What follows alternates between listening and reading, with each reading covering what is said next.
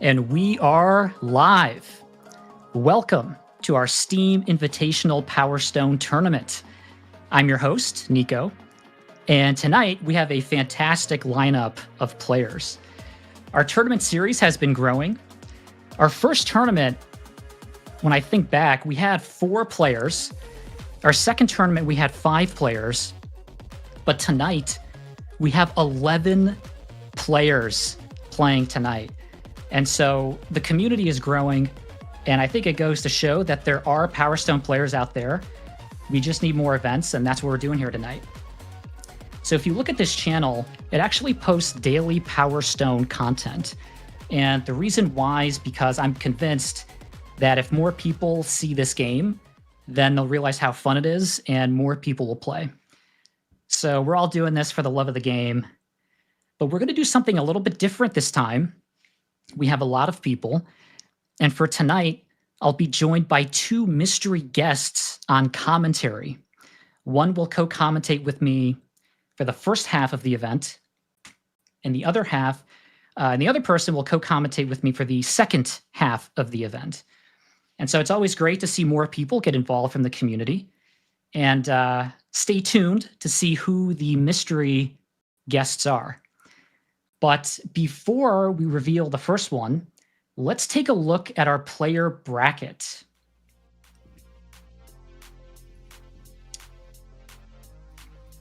So we have 11 players tonight competing in a friendly competition. And just in looking at the bracket, we have a good mix of tournament veterans and also folks making their tournament debut with us tonight. All really solid players with very unique play styles, which I think will be really interesting tonight. And actually, when looking at the bracket, we have our first international player, Jnaupe. He's in Europe representing Spain, and I think that's really exciting. That's dedication when you stay up to play in the tournament. So all around, we have a solid player lineup, and I think we're ready to have some fun tonight. Okay, let's go over the rules. As a recap, this is a double elimination bracket. So if you lose once, that's okay. You're still in it. Most matches will be a best of 3. So that means a first to 2 match wins moves on. But the winners final, losers final, and grand finals will be a best of 5. So that's a first to 3. And I'll give plenty of reminders throughout the stream. But for these first matches, just remember it's a best of 3 matches. For grand finals, there is no bracket reset. So whoever is coming in from the winner's bracket, they will have a 1-match advantage going into it. When looking at bans, Valgus is the only character that is banned. So Kraken is allowed, but Valgus is not. And at stages, Mutu and Skullhaven are banned, but Avalon is not banned. So no Valgus, no Mutu, and no Skullhaven. If, for whatever reason, if you pick a ban, you will forfeit 1 match, so please do not do that. Also, if you win your first match, you have to pick the same character in the second match. Only the loser has the option of switching their character. And we do that because the loser has an opportunity to counter pick. The loser also picks the stage. If there's a disconnect, then we'll replay the match. But looks like connections were looking good, so that shouldn't be a problem.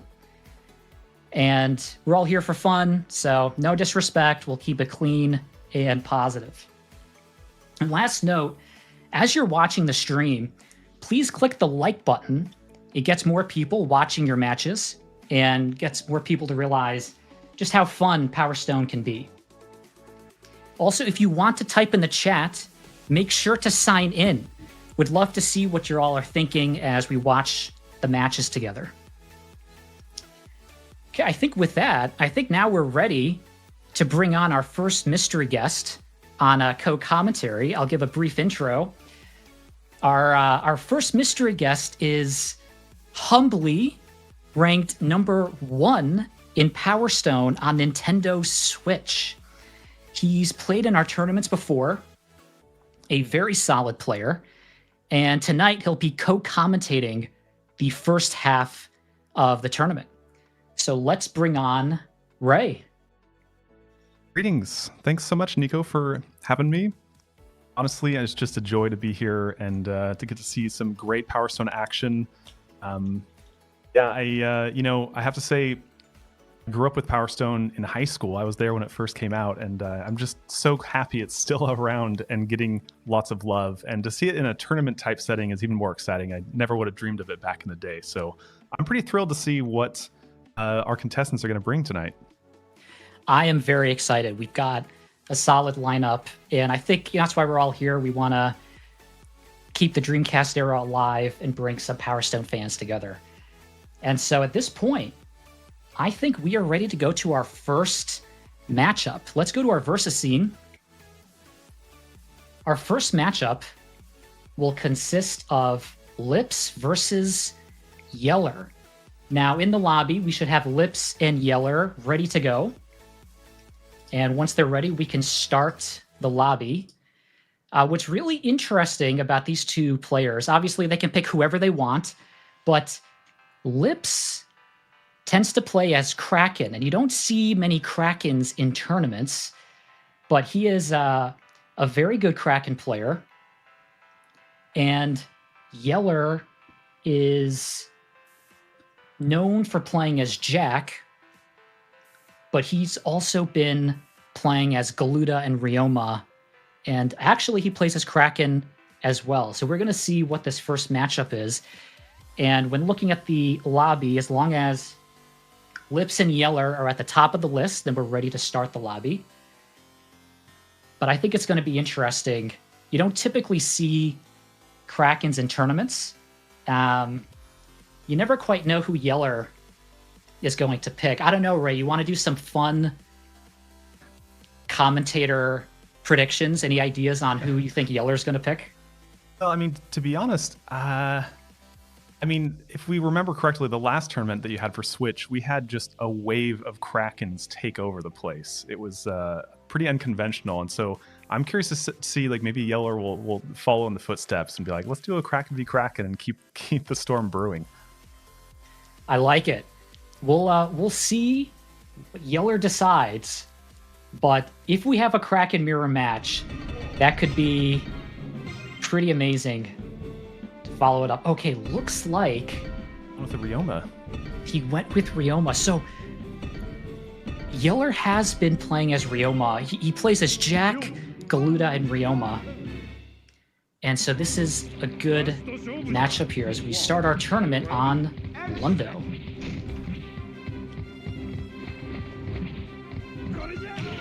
Both players off to a great start here. Ryoma is taking his time, holding some objects, and going super right away. Yeller's first to transform out of the gate. Now, Yeller is known for juggling his opponents when he is transformed, and he usually gets the dizzy. Oh! Look at this. Get some this is incredible. Kicks. What a combo. That's, I think that will make the highlight reel for the tournament tonight. Yeah, you got to watch when Yeller is on his dizzy spree. It's a really incredible combo. Really doing good with his mix-ups, picking up items, dropping them immediately for a grab. He's really staying unpredictable so far. Oh, and immediately a KO right out of the gate. A great way to start off this tournament today. Nice. So Lips is he now has a sense for how Yeller plays. He did not get a chance to transform, but we always know that when Kraken transforms, he always goes for the Skull Crush move, which we like to call Chompers. So we might see a Chompers here.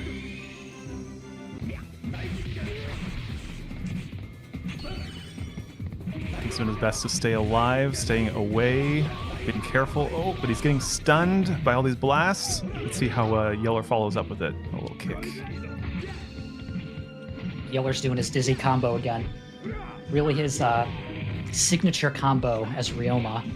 I know he's been practicing that a lot in training, and it's been panning out well, but we just get a transformation now from Lips. Let's see how he returns the favor here. Some item pickups. Be careful not to use any of his powers yet, not to drain his meter too quick. Going with the rocket launcher, landing a good hit, keeping it varied. He's dodging it pretty well though. Let's see if he uses one of his one of his supers.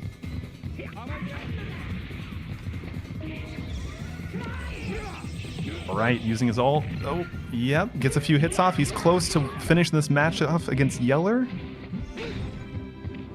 Can he seal the deal? Okay, health's pretty close here. Just about any hit will do it for Lips. But Yeller can turn it around. Okay, he gets a dive kick, closing that gap. 4 seconds left. Can he do it? Height is mighty dangerous. Oh, gets a midair grab. Time, it's really close. Oh, the time goes to Kraken. Goes to Lips. Nice play, Lips. Really close second round. At this point, this is it. So this will be the last round of this match, and Yeller's the first to transform.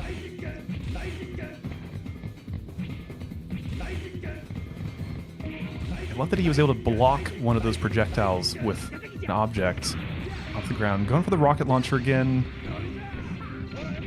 Do what he can to kind of balance the game again. Oh, he's transforming. Let's see how he plays this out. Okay, now you know Lips wants to do a Chompers. You know he wants to do it, but he has to be really careful because it's hard to pull off. So if he can try to zone in Yeller and trap him, he could pull it off, but Yeller's doing a good job keeping his distance with the flamethrower.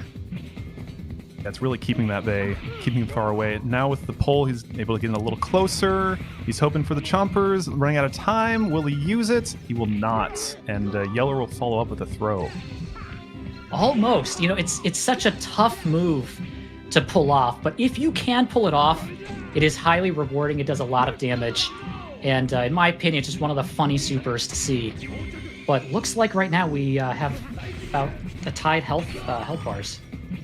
Yeah, really close match. We're down to the wire on this one. I'm curious to see. Oh, he's using the sword slashes, getting a ton of damage in. He's able to stay far enough away where Lips cannot follow up for some extra damage at the end of that. Only got 8 seconds left. Not looking good for Lips unless he can turn it around real quick. Solid hit in. And there it is.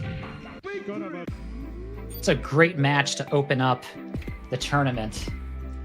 So at this point, let's go back to our versus scene. And now for the second match, we know that Yeller has to play as Ryoma, because the rules say when you win, you have to pick the same character. But Lips has the option to change characters. Now, he doesn't have to, but he has the option. So he will either counter-pick Yeller's Ryoma, or he might feel confident and run it back as Kraken. Now, he also gets the stage select, which gives him a chance to do a counter pick for the character and a counter pick for the stage. So it'll be interesting to see what he picks. And I gotta say, a great first match to start out this tournament so far. For the highlight reel here. Oh no, this is the next match. I'm so sorry.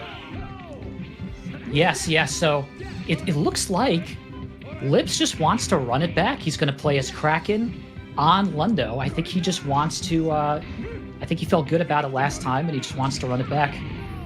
He's confident with his choice, willing to make a great next impression here. Getting some solid hits with the flamethrower, keeping things in his favor, and transforming. I think Lips just really wants a Chompers. I think he was close last time, and he just wants to go for it. You could tell he's getting close to Yeller. He's trying to zone in. Let's see if he can pull it off. Yeller's doing some great dancing. Even it gets a grab on him. Let's see if that'll empty his meter. It does. He follows up with, tried to do a combo, but only got the first hit in. Yeah, almost. Oh, nice over the shoulder there by Lips. A nice response by Yeller with the scoop. At this point, Yeller has the life deficit, so if Lips can keep his distance and get good items, he might be able to hold off on this round, but still plenty of time left. They're both playing it safe around that Power Stone in the center, hoping to bait each other into it. Okay, 11 seconds. 10 seconds left on this. Okay, at this point, Lips has to dodge everything that Yeller's about to throw at him with his super. But Yeller's going to have to do something quickly. There's only 1 second left. Oh, it's not quite enough. Kraken takes the victory on that one with the timeout. What another close call between these two. Yeah, it's vacillating back and forth, but they're really staying toe to toe. It's keeping everyone guessing. This is great. So both players at this point have a sense for the other person's playstyle. You see that Lips is transforming more often, and he's now the first to transform out of the gate. The flamethrower put him in jeopardy, getting some good pole swipes here, pipe swipes. Oh, slamming him into the wall. Rocket launcher. Oh, another slash is really bringing his health low. This could be it. Oh, can Yeller get behind him? He does. If you stand behind Kraken when he does the Skull Super, the skulls cannot hit you. So Yeller was just able to go behind him and dodge all of those and stay alive. I was going to see if he can turn it back around, take the victory on this one, using some cutting through the ground, gets a hit in the potted plants. We'll see if this connects. Nope. Okay, Yeller's meter was depleted. Lips still has the life lead. Still plenty of time, but Yeller will need to do some offensive moves to turn this around. Oh, he gets grabbed, the pistol whip across the face, and that is a victory for Lips to bring the series so far to 1-1. This is a great matchup so far. So at this point, now Lips has to play as Kraken because he won the prior match, but now Yeller gets a chance to counter pick. And I don't know, Lips decided to run it back with the same character, same stage. So now we'll see what Yeller does, but Yeller does like to switch things up, sometimes with Galuda, sometimes with Jack, so we'll see what he decides to do. It's like they're keeping it the same. They feel confident with the characters that they have. They feel like they can get a win in their favor here. I'm curious to see how this plays out between these two. So this is an interesting stage on Madad. There's no ceiling, which tends to favor characters that can double jump. And Kraken does have a high jump, but this was Yeller's pick, so he must feel confident about the stage. Item throws in. Yeller's doing a great job of dancing around, keeping his distance. Gets hit with a box here, but holding on. Again, keeping his distance, trying to keep the pressure on from afar. Oh, but again, these are the skulls, but he's able to get back around and pull off a grab on him. Yeah, that was a nice playthrough by Lips. Was not able to get the super, but nice zoning. You can almost sense that Lips really wants to do a Chompers, but it's so hard to pull that off. But we might be able to see one tonight. I'll still look out for it. Solid victory from Yeller right there, finishing out with the flamethrower. Kraken going with a diving drill off the pole, but misses, unfortunately. Looks like both players are playing some Power Stone neutral here. Nice dive kick by Yeller. He's going to be the first to transform out of the gate, and if he wins this round, he will move on to the next match. Really close rocket play. Both missing, but also no follow-up from Lips on that. He's really keeping his distance. Lips is trying to just stay out of danger. Gets a solid behind-the-back throw, though, across the stage. Nice punish by Lips. Health is pretty close. Still plenty of time. Match can go either way, but now looks like Yeller is going to transform. Curious to see how Yeller goes about this one. Trying to get him a little bit cornered here. He's going for a major stun, using all of his meter, keeping the stun going so he can follow it up with a combo. Gets hit into the fire a little bit, maybe? It's a grab off. Oh, that's a huge play. That's got to make our highlight reel. Yeller's doing his signature dizzy, juggle dizzy setup with Ryoma. Very nice play. It's at this point put Lips kind of on the back foot. Yeah, if Yeller plays it safe, he could just let the time run out eventually, but it seems like he's still aggressive, still willing to put in a solid fight for a strong victory. Grabbing the sword, hoping for his chance to seal a deal. And time's about to run out. Time runs out, and Yeller takes the win. That is a great showing by both players. What a nice way to open the tournament. Kraken versus Ryoma. It's a matchup you don't typically see. However, I think that worked out really well. It shows that, yes, Kraken is defeatable despite the last tourney. Ryoma can end the deal for him for sure.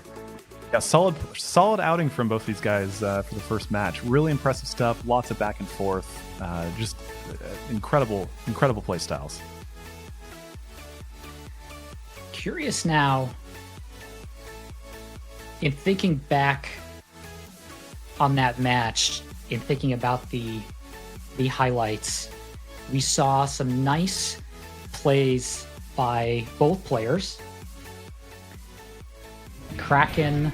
Oh, here we go. Here's our replay reel. So as you can see here, this was in round 2 of our first match. Nice dizzy combo there. Kraken hitting with the skull super. A lot of action in that round 2. Nice scoop by Yeller to close it out. This is going into round 3. Yeller gets, he's able to catch Lips with his super there. This is when Lips transforms. This is in the second match, but Yeller's able to get the grab off of him. This was the nice over the shoulder. Jump over his head and get the throw in. That was a great move right there. And the close time up. Nice midair grab by Yeller. Really just a lot of versatility as well. Good item play, good stage objects throwing, good combos and pole jumps and maneuvering the specials, doing some. It's really great mix-ups all around.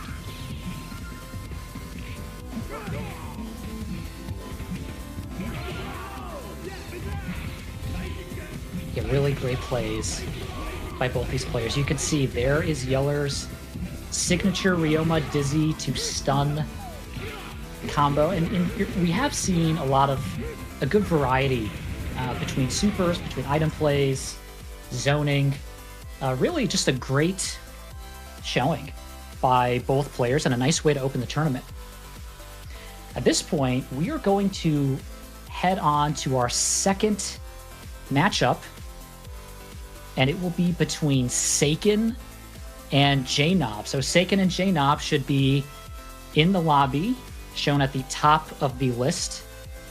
And when that is set up, we can start the lobby. What's interesting about both of these players, Seiken is actually the reigning champ at another game called Custom Robo, which is somewhat similar to Power Stone, where every character is essentially like a Falcon transformation where you shoot out missiles. But he is a solid Rouge player and just picked up the game a few months ago, but is already doing advanced mechanics. He might be one of the fastest improving players in Power Stone right now. So it's going to be really interesting to see Seiken's gameplay. And Jnaupe is coming at us here from Europe. He's playing from Spain. He's our first international player. And he's playing as Galuda because HermitLord, actually inspired him to play as Galuda, and HermitLord is in this tournament. So really interesting matchup between these two players today. Off to a solid start for these two. I always love seeing new players enter the community because they can often bring some fresh blood, fresh ideas, new ways of going about things, and helping us all to learn how to play this game better. Looks like Seiken was to transform. Now, Jnaupe is doing a good job trying to dodge Seiken's move. Seiken is going to use up his meter. Seiken got a decent life lead there. But Galuda is a large lad. He can do a lot of damage. He can easily take it back. I think that will have to make the highlight. That one, yep. Going into the bomb. That's it happens to all of us. Oh, nice box tech there by Seiken. He actually dropped the pot so that when Galuda threw it, it hit the pot instead of him. It's a very advanced technique, and I think it goes to show just how fast Seiken can pick up on these techniques, even though he's relatively new at the game. Galuda's strength can help carry the day here. They run around the sword, getting transformed. See if he can go for his aerial pickup move, because that does, what is it, 3 bars of damage almost? It is incredible, very strong, hard to hit, but it can be the make or break of any match. Looks like he's trying to zone Seiken in. Oh, go ahead, sorry. He's trying to zone him in, almost does it, but looks like Seiken's able to get a quick punish from it. One or two with Rouge's high jump that'll give more opportunity for that special to actually connect. That's right. Oh, looks like... Gunplay just went right over her head, and she was able to use a flamethrower right into him. Keeping the pressure on, keeping the stage hot. Now using the Demon Skull Head, just landing some serious hits. Tries to follow up with the pole jump, but misses that one, unfortunately. Now, time is starting to run out, but just with that one sword swing, Jnaupe was able to turn the tide here, and with his transformation, he might be able to hold out.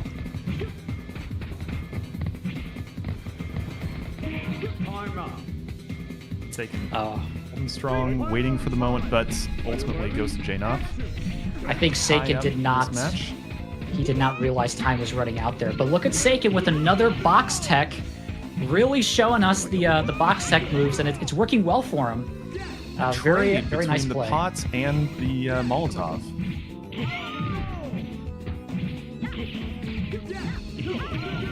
Looks like Seiken is able to land that pull dive, and he might go for the gems.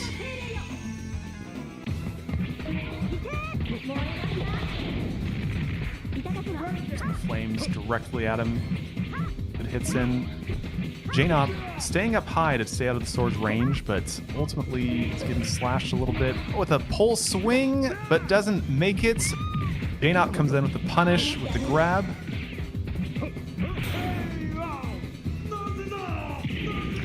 And Seiken takes it with his super.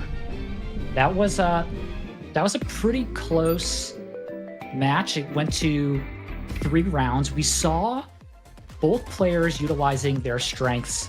Seiken using his pull dives, the strength from his transformations, and also his box techs, and Jnaupe using Galuda's power, strength, and his throw speed. At this point, because Seiken won, he has to pick Rouge again. Jnaupe has the option to pick somebody else, but he tends to stay as Galuda, so we'll see what he decides. Let's switch it up into a Yame. See if the speed, veracity will help keep it up this time. So Jnaupe is the first to transform. This could be a good sign from his counter pick strategy. He did pick Lundo, which has no ceiling, and that does tend to favor characters that have a double jump like Ayame, and so this is a very good counter pick stage for Jnaupe. Seiken got the mid-air grab. It's Jnaupe's super, which is a pretty incredible move. Rouge has a very nice range for the air grabs, and Seiken is able to do a wall dive and transform. It looks like he's trying to zone in Jnaupe, but it's hard to do that with Ayame's speed. Yeah, and that double jump. Really giving her some room to work with. Using the Flaming Soul special, shooting the fireballs. Seems every single one misses, which is a shame. It's usually pretty solid, but again, Jnaupe's ability to move and jump, it just keeps her safe this time. And now Jnaupe gets his transformation. He has to utilize this transformation now and get maximum damage. Oh, he gets a really good hits there with his super. It just about ties it now with 16 seconds left. Really close. We're right down to the wire. Almost 10 seconds left. Almost tied on health. If the rocket launcher can turn this around. This could go any way. 5 seconds. Seiken is banking on that bazooka. Looks like 1 second left. Going for a wall. Oh, and it's a close one, but Jnaupe takes this victory. Man, we are having very close rounds so far in this tournament. Incredible to see, and this looks like Jnaupe's counterpick strategy has been working so far. Doing great, taking your time, not getting in too close, but again with the mid-air grab from Seiken, just really able to maneuver in there and get her. Super from way up high in the air. Very, very smart by Jnaupe. He goes up high to stay safe from any punish. He's able to get a few hits from that. But Seiken has a quick response now with his transformation. It looks like he's going to try to use his power drives, and we'll see what super he uses. We had a moment of fire versus fire there for a second between the flamethrower action. Again, with the double jump, dodges every single one of those supers. Jnaupe's really using Ayame's advantage here, but Seiken is doing exactly what he needs to do. He's just got to get those hits in with his super. But right now, Jnaupe has the transformation, so he might try to slow play this, using items to keep his meter running. Oh, but nice over the shoulder by Seiken. Yeah, great throw move. Following it up. Oh, hits the first of the... Oh, and double treatments of getting stomped on the head. Seiken is going to try to get some damage with the sword, but Jnaupe is dodging, trying to keep his distance. Only 10 seconds left, but can Seiken turn it around with his transformation? A lot of damage real fast. Only 5 seconds to go. Probably use a super here any second. Oh, time's running out, though. I don't know if he realizes truly. Oh, time's out, and Jnaupe takes the victory on this. Okay, so we are going to a third match. So this is a great matchup here. Seiken won our first match, and he's playing as Rouge. Jnaupe just won our second. Now, we know that Jnaupe has to stay as Ayame. Seiken tends to play as Rouge, so I don't know if he's going to change characters or not. But because Ayame has her double jump, Seiken might pick a stage that has a ceiling. We'll see what he picks. That's exactly what happens. See if you can balance the tables here a little bit by having... I guess there isn't a ceiling on this one, though, is there? Yeah, it's still kind of a high ceiling. Maybe Seiken, with his box tech, picked Dullstown because there's a good number of items. But either way, Seiken is the first to transform. But gets flamethrowered out of it. Jnaupe just torches all of the meter out of her. Jnaupe's gonna try to hold on to this flamethrower. But Seiken does a good job dodging it. And nice dive kick for a follow-up. Seiken's gonna have the gem lead. Yeah, especially to get away from that backward hand hit. Okay, now it's Jnaupe's turn to transform. He does have the life lead. And so if he can get some hits in with his super, he'll be in a really good spot for this round. But Seiken might be able to deplete his meter here. Oh, and that's exactly what happens. And was keeping the pressure on, but it got him a little too close, and Jnaupe was able to capitalize on that for the victory. Okay, this is a close match, so if Jnaupe wins this round, that will be it. But Seiken showed us another box tech. He is just rolling these box techs. Not many people even know about this technique, and so the fact he is a new player busting out these techs is really impressive to see. A lot of mobility here, jumping off walls and jumping off poles. It's kind of crazy to keep up with. Their reflexes here are just amazing. Both players doing a nice job. Zoning, nice box push by Jnaupe. He has the gem lead. Seiken gets hit. It looks like Jnaupe now is the first to transform. Really close call. Anyone's game still. Curious to see how the super plays out. This can go either way. Now, this super is important. If Seiken can roll through... Okay, really he has a mind. It looks like now they're about tied in health. This can go either way, and there's still plenty of time left.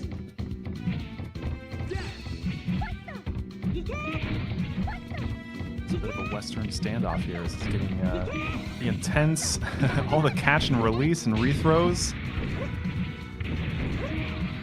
This could go either way. They're very close in health. Nice box push by Jnaupe, and he gets the transformation. He might be able to hold out here with time and take this match, but Seiken does a nice mid-air grab. 3 seconds, Climbs 2 up seconds. practically 4 stories to get that kick in. It's just not quite enough. Jnaupe wins the matchup. Wow, that was a really close match and a good showing by both players. Going to a third match, I liked the counter pick strategy by Jnaupe. His IMA seemed to do better against Seiken's Rouge. Seiken held steady with Rouge, doing a lot of really playing to Rouge's strengths with the pull dives and showing us some of the box techs. Supers, hard to hit those supers against an IMA, but overall, I think it was a nice strategy played out by both players. Really impressive stuff. I mean, I'm so sorry for talking over you. I just get so excited by some of these plays. They happen so quick. The turnaround's immediate. It's just, these guys are killing it. I love it. And this was a really, really good matchup here. Just as you look at these replays, this was on Madame. I remember this was the counter pick by, and that's when he would have shot over Seiken's head. You could see Seiken here getting his hits in with the power drive, but see, here with the super, it's always hard to get the hits in, and I think this is what made Jnaupe want to switch to IMA to avoid getting hit by that Summon Giant super.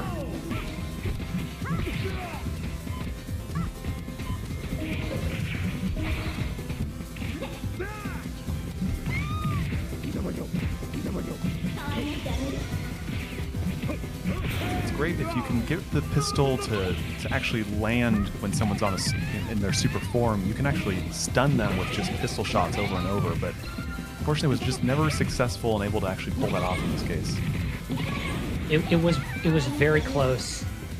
Here in Lundo, you can sense, now look at this. You see he's going for the super, which is very powerful, but he could not catch the IMA. So Seiken is playing it right, but Jnaupe was able to counter pick, and it was a good choice with IMA dodging those supers. It was a critical factor, I think, in this previous matchup.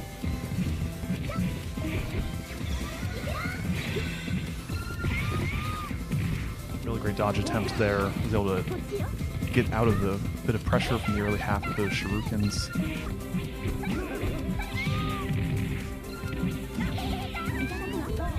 See here some nice follow-ups. Now here's Seiken with he's getting the hits in with the power drives, but it's tough to hit IMA with those supers.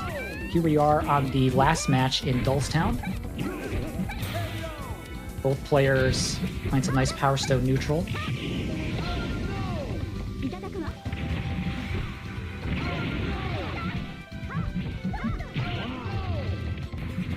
Nice throw there by Jnaupe.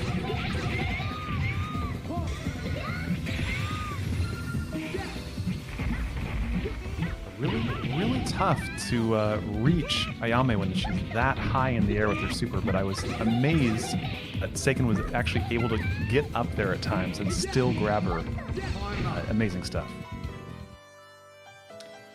That closes it out for our second match. We're running along here with our tournament, but before we go to our next matchup, we are going to take a short break, and then when we come back, we'll get ready to see Tenso versus Ajec. Let's go to break.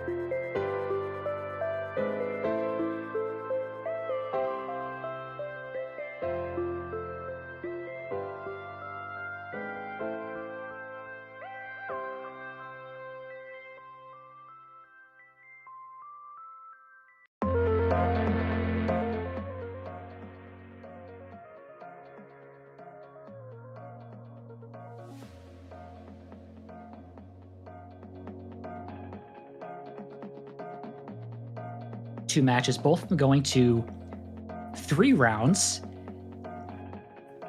Let's take a look at our bracket to see how things are looking like so far. Looking at our bracket, our first matchup was between Lips and Yeller. We saw Lips playing as Kraken and Yeller playing as Ryoma, and Yeller was able to take that one. And in our second match, we had Seiken versus Jnaupe, with Jnaupe taking that match, who will move on. So then, at this point, we're ready to go to our third match, which will be between Tenso versus Ajec. So let's go to our versus scene and get ready to start the match. Now, Tenso is a very active player in Power Stone. He actually usually plays on PlayStation, but has recently hopped over to Steam. And so he is a very strong Falcon player. Sometimes he plays as Wang Ting, but typically plays as Falcon. And Ajec is a highly versatile character. Whenever I play him, he plays as just about everybody. You never really know who Ajec is going to play as, but also a very strong Falcon player. I don't know, Ray, who you've played with Ajec. You know he could be really versatile. Any caster predictions on who you think he might pick? No, I mean, I love a Falcon v Falcon, red versus yellow matchup. It's sort of classic Power Stone to me. It would be cool if it happened here again. Yeah, I'm curious to see how this goes. Yeah, it's always hard to tell who Ajec is going to pick. Ajec plays on Nintendo Switch and on Steam, so he gets to play a lot of players, but looks like we're going to Lundo, and Ray, you called it. I had hoped. That's right. You called it. Love it. I love to see this. This brings back memories for sure. So you've got Ajec in red, Tenso in yellow, and can't beat Falcon versus Falcon on Lundo. Ooh, gets a scoop right off the ground, and again in midair. Tenso's doing a nice job getting a lot of damage off, but Ajec was able to deplete Tenso's meter. Tenso with a nice life lead, but Ajec's going to play some neutral to try to get the gem lead. Both keeping their distance, both being careful with a little bit of dive kicks here and there. He's able to collect the Power Stones. Last time he was using the missile pretty close range. Again, here it is. Oh, he's looking for the midair grab. Ajec's hoping to grab midair, not happening.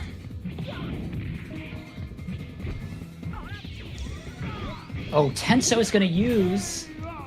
Oh, yeah, and just like that, he's able to close it out. That is very hard to dodge Power Rocket, especially when you're caught in the middle of a move. So nice timing there by Tenso.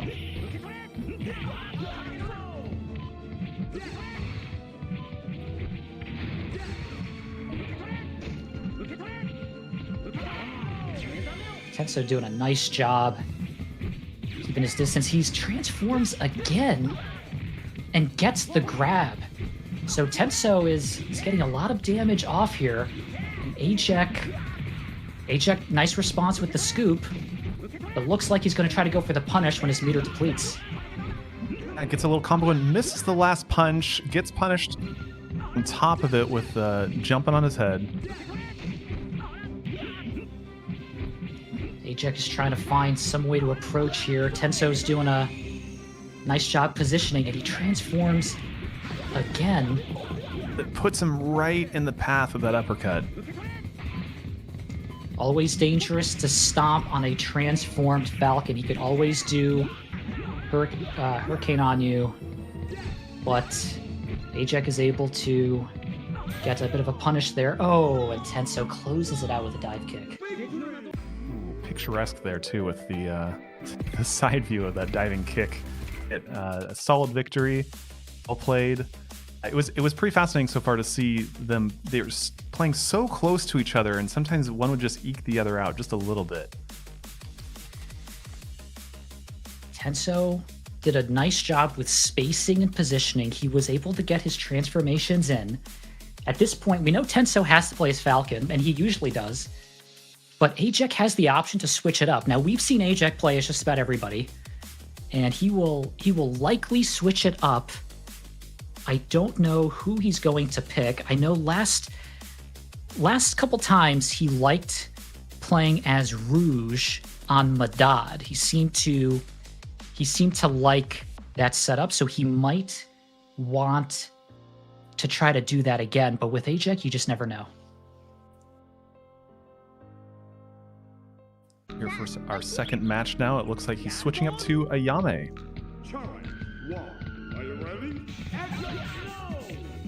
Very close quarter combat. Sanchez is known for being a tiny stage. See if this works to his advantage. A great pick for a counter pick here. You can't hide in Manchez. There will always be interactions.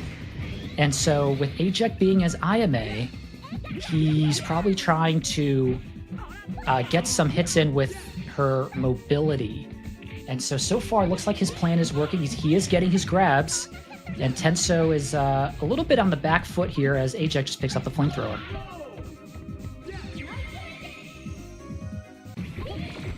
Charge up with their abilities.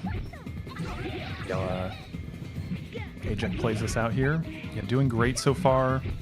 Really able to use the speed to keep up pace. Oh, but the mid-air grab, even from that high up, Tenso using his double jump and wall jump, I believe, to reach amazing heights.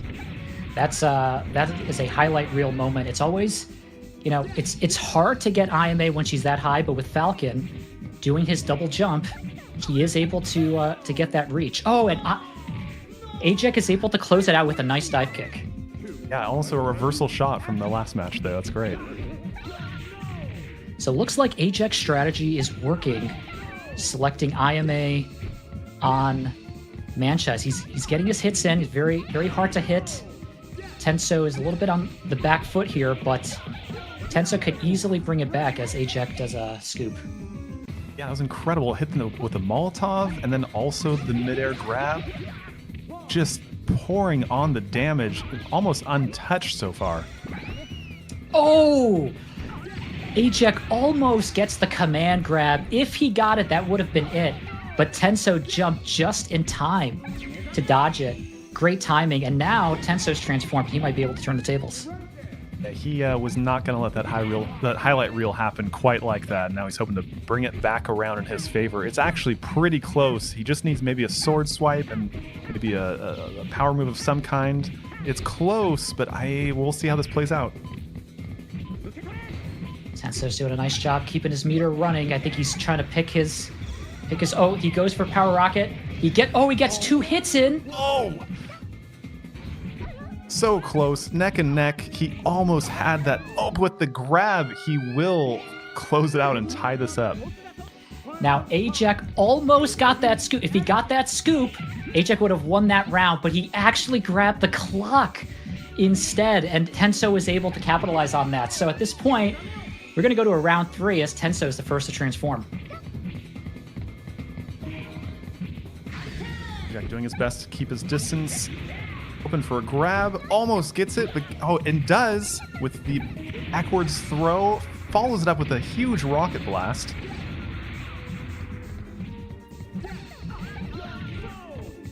Nice follow-ups here by both players as Ajec gets his transformation. Notice how fast the characters are getting their transformations because Manchas is a small level and it's hard to hide. There will always be interaction. So you can see Ajec here trying to keep his meter running with the items, but it's starting to deplete.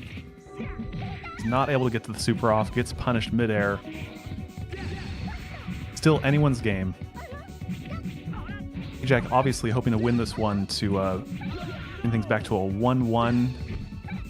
Does not want to lose this match to Tenso and be dropped out yet. Looks like Ajec was able to get a nice dive kick. He has the gem lead. Okay, Tenso gets his hit in to stop the damage scaling. At this point, Tenso has a nice life lead while he gets his transformation.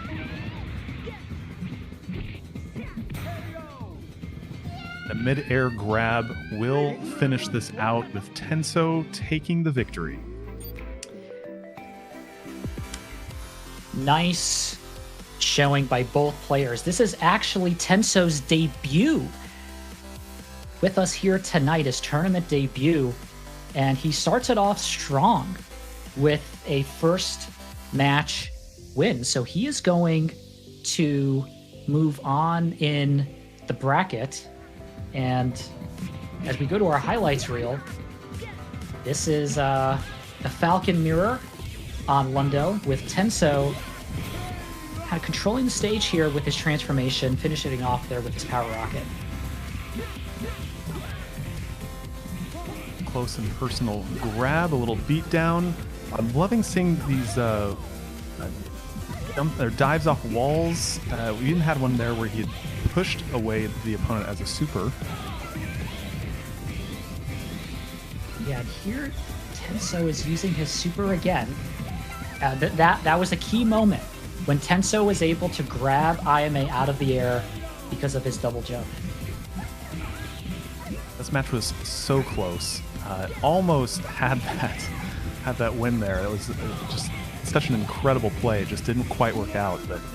And these two really put in a great showing today. This was, there was that one moment when Ajec almost got the scoop on Tenso, and he grabbed the clock instead. If he had gotten the scoop, this would have gone to a match 3. And so what this shows is anything can happen. Even the smallest of moments can turn around an entire match. And so this was a great showing by both players, a strong start for Tenso making his tournament debut. Nice way to close out this match. And what we're going to do is we're going to take just a short break here on stream as we queue up the next match. And when we come back, we will see HermitLord versus Yeller.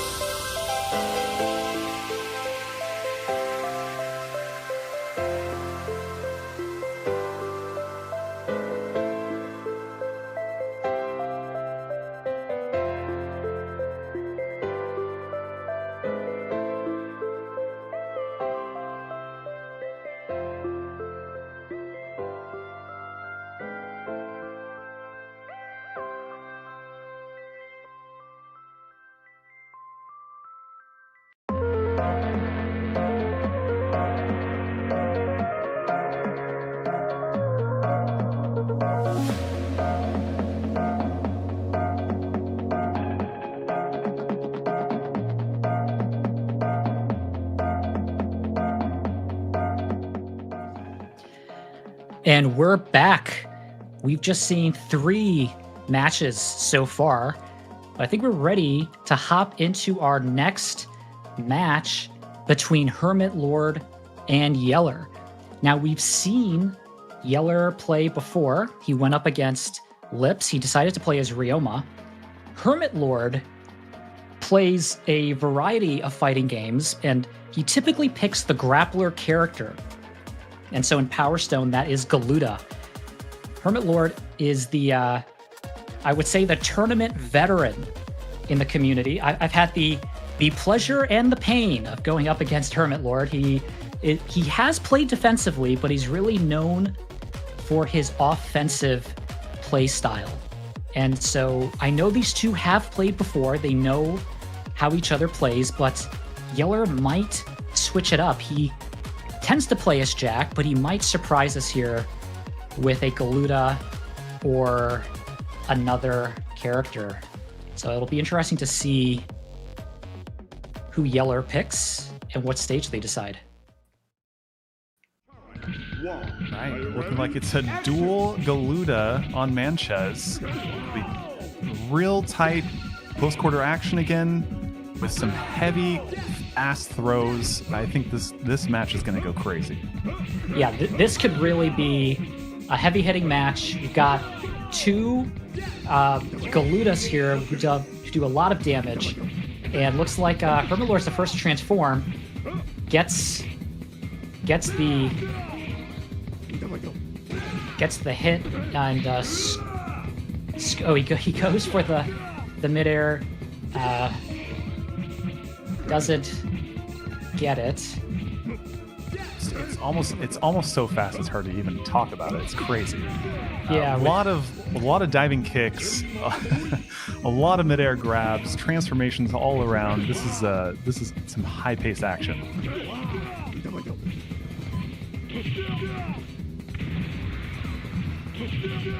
Looks like Yeller's on the back foot here, getting hit with the gun. HermitLord might try to close this out here with box throw. Oh, he does it with the arrows. Remember, you cannot hide on Manchez. The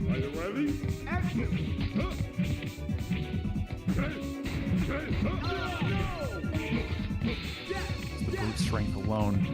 Punching out a window there for a little more room to work with. Grabs some briefcases from behind the glass. Uses it to his advantage. HermitLord has the gem lead. Oh, going for a bunch of knee dives there. Kind of a funny moment with each other. Oh! Gets the stun with the pistol. You called that earlier, Ray, and it happened. We got to see it. Almost gets the punish. Oh, but the hardcore wrestling move, toss behind the back, gives a first victory to HermitLord. HermitLord is the veteran tournament Galuda player. So he knows how to play Galuda. I think Yeller wanted to really challenge HermitLord's Galuda, but knowing HermitLord, he is going to he's probably going to stick with Galuda for the entire match. Now, he has to for this next matchup because he did win. And with Yeller, he is known for switching things up. Now, I don't know, he might go with Galuda again, but no, looks like he will go as Ryoma. What's the word on the sword play in this? Does the sword give a little extra range to some of his attacks for melee damage? Yes, he has some nice mid-range with his sword. It can help counter against anyone who's trying to scoop him in midair. And so that could be a bit of an advantage for Ryoma. Yeller may have also picked Ryoma because he won last time, and he might just be feeling Ryoma here. Sumo grabs are working, but all these sword slashes are really adding up. Is he able to punish with it? He is. He just belly flops straight down on top of him. Oh, but the pistol to the face. Oh, man, that's hardcore. Nice round there by Yeller. Able to take it. Remember, we'll see a lot of gameplay here, a lot of interaction in Manchez. And looks like here HermitLord is the first to transform. HermitLord will want a response after that first round, and we're going to see if he can pull off his Heaven's Victory Super. HermitLord's really keeping on the pressure, just running right up next to him. It's a little bit frightening, but ultimately Yeller is able to take advantage of that, keep him out of his transformation. Both players doing a nice job zoning here. Nice dive kick by Yeller. Yeller does have the life lead, but HermitLord is dangerous with the hammer, but Yeller was able to use his range with the sword to get him out of it. Incredible stuff. Now he's going for the stun lock. Doesn't quite get it, but uses as much as he can. Oh, and the mid-air grab, he's able to avoid all of the electricity and get a solid hit in. This could still go either way. Oh, there's HermitLord with the hammer. Came in with the wall attack, was able to bounce off the wall to get it going, and then the hammer to finish it out. Nice round 2 by HermitLord. Very close. At this point, if HermitLord wins this round, he will move on in the tournament. A lot of mind games here with where to jump, where the bullets will end up. Hanging onto the ceiling to avoid the sword. Able to miss the sword slash, go for the grab, misses the grab, but grabs again and is able to make that one work. HermitLord goes for Heaven's Victory. He misses, but Yeller was able to get a quick hit in with Flamethrower. But still, the round can go either way here, with Yeller having a bit of a life lead.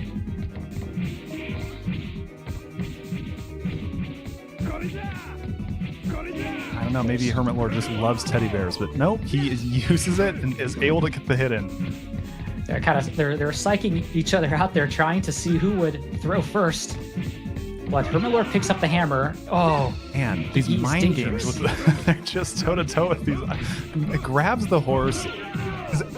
Wow, they actually trade on a drop and a box throw.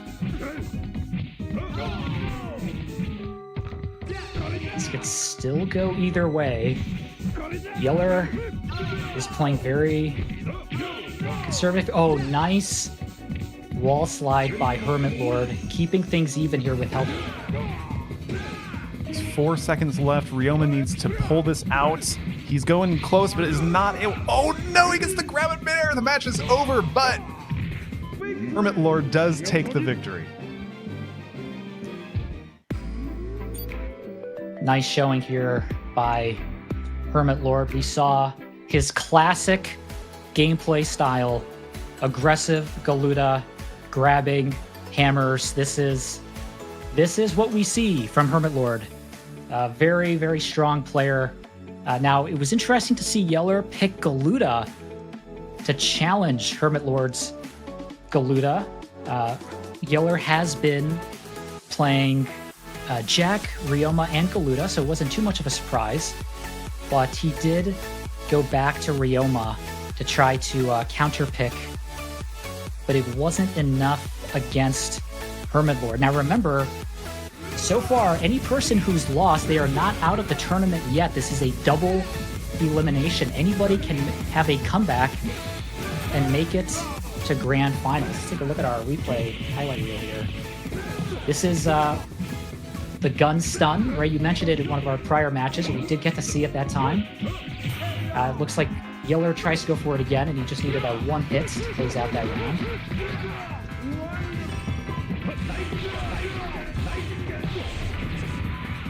So Yeller trying to do his juggle to dizzy combo, but doesn't quite pull it off here on HermitLord.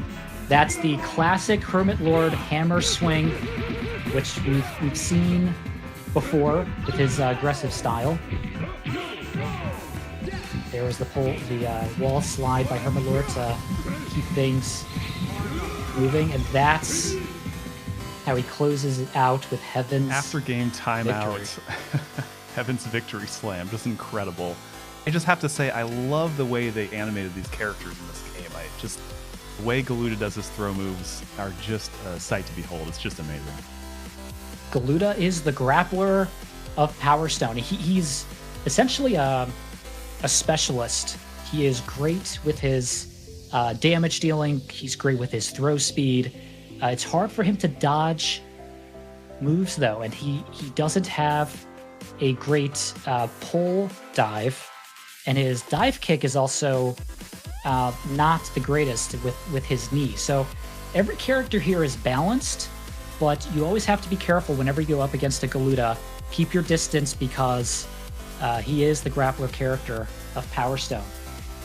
But nice showing by both players. I know Yeller and HermitLord have played each other before. But as we get into our next matchup, we have ArcticKomodo versus Blade. Both of them tend to play as IMA, and it looks like Blade has decided to go as Gunrock for this match, playing on Galuda's level, Dulcetown. We've got a power versus speed in this case. sort of a yin-yang scenario here. Excited to see how Blade works with Gunrock in this case, and same for ArcticKomodo for Ayame. Oh, Blade almost gets that stun with Ayame, but just misses the ground combo. Nice grab by ArcticKomodo, and does a punish with the bazooka. Nice play there. Was able to turn that transformation in to Arctic's favor, actually. Was able to get a little more damage in, and now with transformation of Ayame's own, using the throwing stars, doing a lot of damage, hoping to get Luda sucked up there in his what is that spin kick move called, anyways? I actually don't know. It's Ayame's power drive is the cherry blossom, which you can actually do several times in Capcom Fighting Collection 2. In the Dreamcast version, you cannot. It's actually one of the changes made in Capcom Fighting Collection 2. But looks like ArcticKomodo takes the first round. Looks like so far speed is beating strength.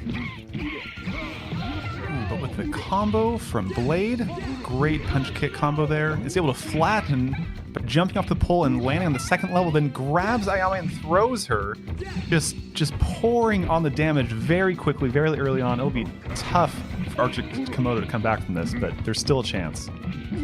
Nice response by Blade. Has a very nice health lead here, utilizing Gunrock's strength with his damage dealing. Now he's going to try to get box hits, and that was a very nice throw. He's able to transform. If he can get just one hit here, he can easily take this round.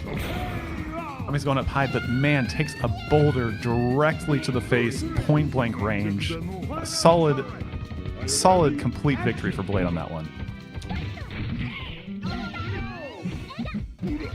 Blade almost does his combo there. Nice back grab. ArcticKomodo. Looks like ArcticKomodo is going to be the first to transform. He's going to use items to keep his meter running, a very common strategy. Actually uses the ornament up above to drop down, but doesn't land the hits. The super goes off, lands a few stars on him. Pretty successful transformation. It looked like Blade was trying to grab ArcticKomodo from his super, but ArcticKomodo was able to get the shurikens out just in time. And Blade with a nice combo there. And he's gonna be transforming next. If he can get a few hits in, he could turn this around. That hit in, otherwise the health could actually regenerate. It's important to seal the deal here to get that blue bar on ArcticKomodo's health disappearing. And he gets it, and gets the stun. Oh, can he grab him out of it? He does! ArcticKomodo probably saved himself there with a last-second grab to stop Blade from using his super.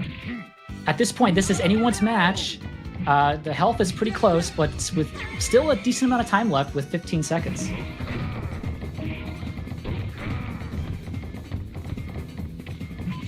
Kicking tables, we've got throwing. Oh, but the grab during the super is going to close the deal for Blade. An incredibly close finale on that one. That could have gone either way. We are seeing a lot of close matches in the tournament, and sometimes it just comes down to one move. That's how you know that these matchups are just so close.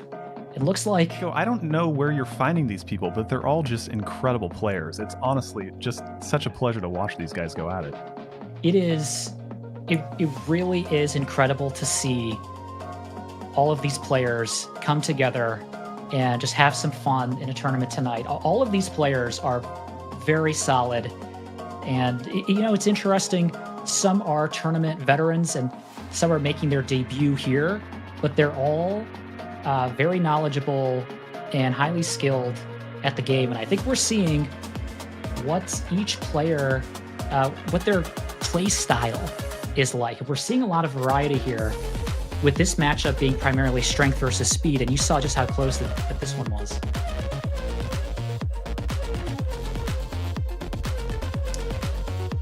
See if we'll be sticking with Jnaupe or not in this round. It was very close. I wouldn't be surprised if they kept the same matchup. There's a lot of potential here for both these players. ArcticKomodo is known for playing IMA. He will probably pick IMA again, but pick a different stage. Maybe a stage with a higher ceiling, because that tends to favor IMA.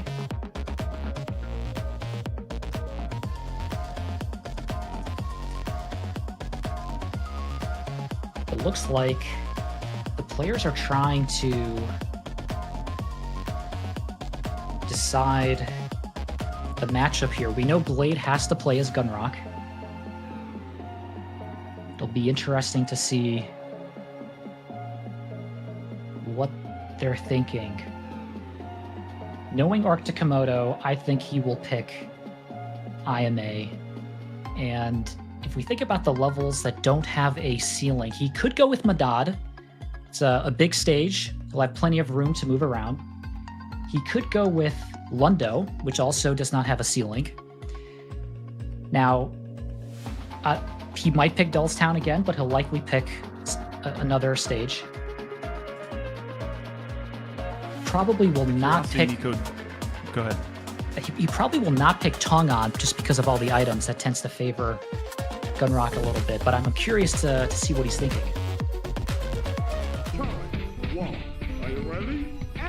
As you predicted, it's Madad. Same characters, rid of the ceiling. Okay, let's go. So we saw how close the first matchup was. This is essentially strength versus speed. Blade has a nice scoop in the air. He's able to capitalize so far on his transformation. ArcticKomodo a little bit on the back foot. He just has to dodge this and hope to get a nice punish when Blade gets out of his transformation. What's amazing too is that even though Blade is getting the stun on ArcticKomodo, Arctic is able to mash out so fast he really can't follow up on it at all.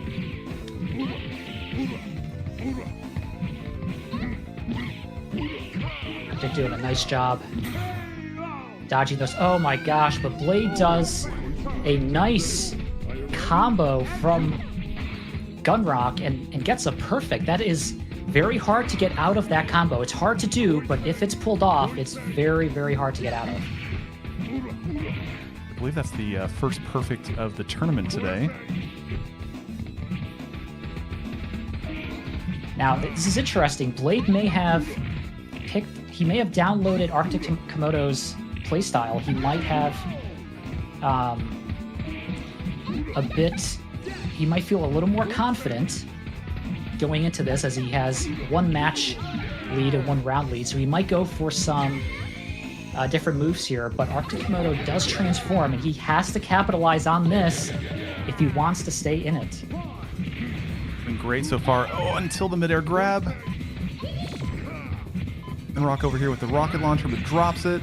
Arctic's using the special. Is tries to get a hit in, maybe gets one or two there, not too much, but keeps a solid health lead so far. ArcticKomodo with nice timing there with his super. Somehow Blade was able to dodge almost all of them with a Gunrock, but either way, nice. This was the right move to do, and at this point, ArcticKomodo does have a life lead. Does a nice grab here, and with his super, he might just decide to slow play this and let time run out with his health lead. Could run the clock, but it looks like he's feeling pretty confident to keep the pressure on and just try to end this as quick as possible. He does not get his super, but he doesn't need to. With 3 seconds left, looks like ArcticKomodo will take this with a time up. And I think that might have been part of his strategy, picking Madad to give himself room to dodge everything Gunrock can throw at him and go for the time up strategy. It looks like that strategy really worked for him there, but ArcticKomodo has to win this round to stay in this matchup. Otherwise, Blade will move on. Arctic is really using their speed to keep their place around this stage. Oh, Gunrock gets burned. Is not really able to follow up, but oh my gosh, they're just they're both trying to do this back and forth. It's really close call here.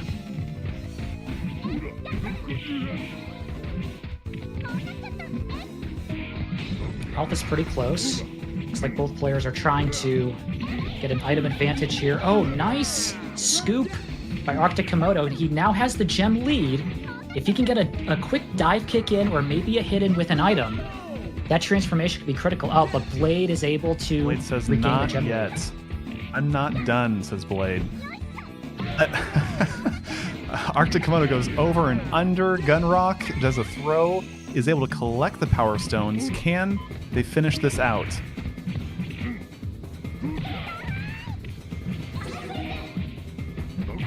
ArcticKomodo has the life lead. He might go for a strategy like last round. Oh, but he does get out of his transformation. Now with only 13 seconds, he might just try to run the clock. It looks like he is. He's running away. Blade has to try to get some items in or maybe a quick pull dive. But one hit could do it. It's a sword swipe, but it's just not quite enough. Arctic lives to fight another day. So we are going to go to a third match here. Looks like ArcticKomodo's strategy worked well here, counter-picking on the stage. It will be interesting now to see who Blade decides to play as. We know ArcticKomodo has to pick IMA. I have seen Blade play as a variety of characters. He can be quite versatile. But at this point, he must be thinking, who is good to counter IMA's speed?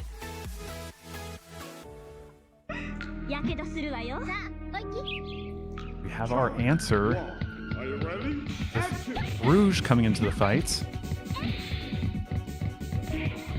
Now, Rouge is interesting. Rouge could do a lot of damage with her transformation, but it can be hard to get the hits in against an IMA. So we're going to see here, with Blade having transformed, can he get the hits in, or can ArcticKomodo use IMA's mobility to dodge everything? And I think this will be a key factor in this matchup.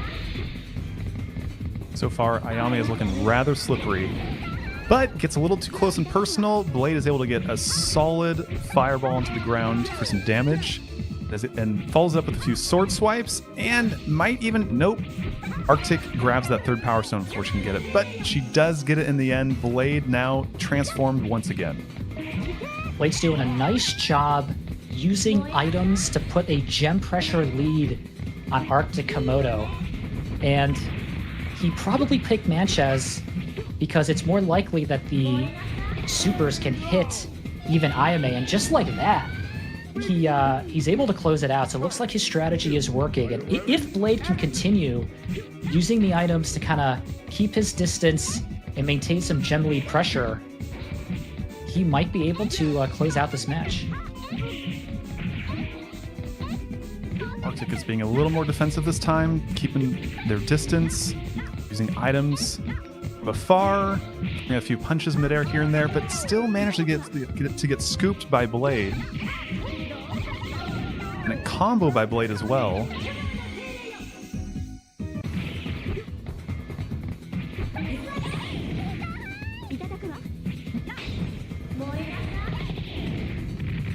As if Blade didn't have enough fire working for them. They're also throwing out Molotov cocktails. And it's just, the pressure is on here. You can see Blade is using a lot of items here, trying to maintain his meter. He gets a hit in, so he cannot get punished out of it. Now ArcticKomodo has to get some hits in if he's going to stay in it, and that's exactly what he does with the sword as he gets his transformation. Oh, and Arctic is just turning this right around, just like that. A great comeback. Arctic's not done yet. Using a special to see if she can get some good hits in. Did exactly what he needed to do. Put the pressure on Blade, but he still has... There's still a health deficit here, so he has to get a few hits in because there's only 10 seconds left. He's getting some dive kicks. Charges up, 6 seconds to do some serious damage. Will it be enough? Oh, he's going for it. He has to go for a super. He has to. Oh, not quite. It was so close, but just not there. Blade wins the match. Another close match, and we're seeing Manchaz as a popular counter pick stage. You cannot get away in Manchaz, and I think what we're seeing is the Rouge players like Manchaz because if they can transform, they're more likely to get their supers in. It's a great strategy. Either way, that was a great showing by both players. Yeah, Blade really did a great pick with Rouge. It was putting ArcticKomodo a little bit on the back foot, but didn't go without a fight. Eventually came back on that second round to try to tie it up, but it just wasn't quite enough. This was that nice combo by Blade, and this is the pivotal grab that ArcticKomodo did to stop Blade from using his super. In fact, I don't think we ever saw Blade use his super once in this whole match. It's hard to pull off, and that was a nice way for Arctic to stop Blade from rock and roll. But that Gun Rocks combo there is, once you do that, it's hard to get out of it.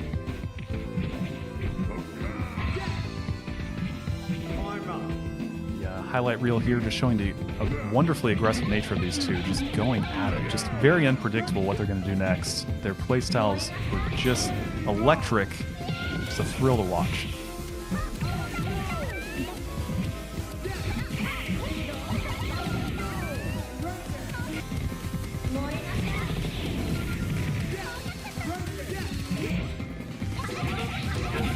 With Ayame's mobility, was having a hard time getting away from all of the fire being thrown their way.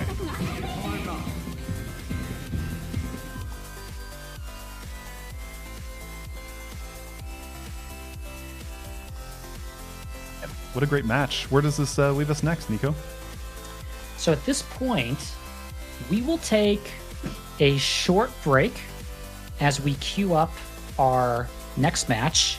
And when we come back, we'll show the brackets, and we're moving along in our tournament. So we will go on a quick break.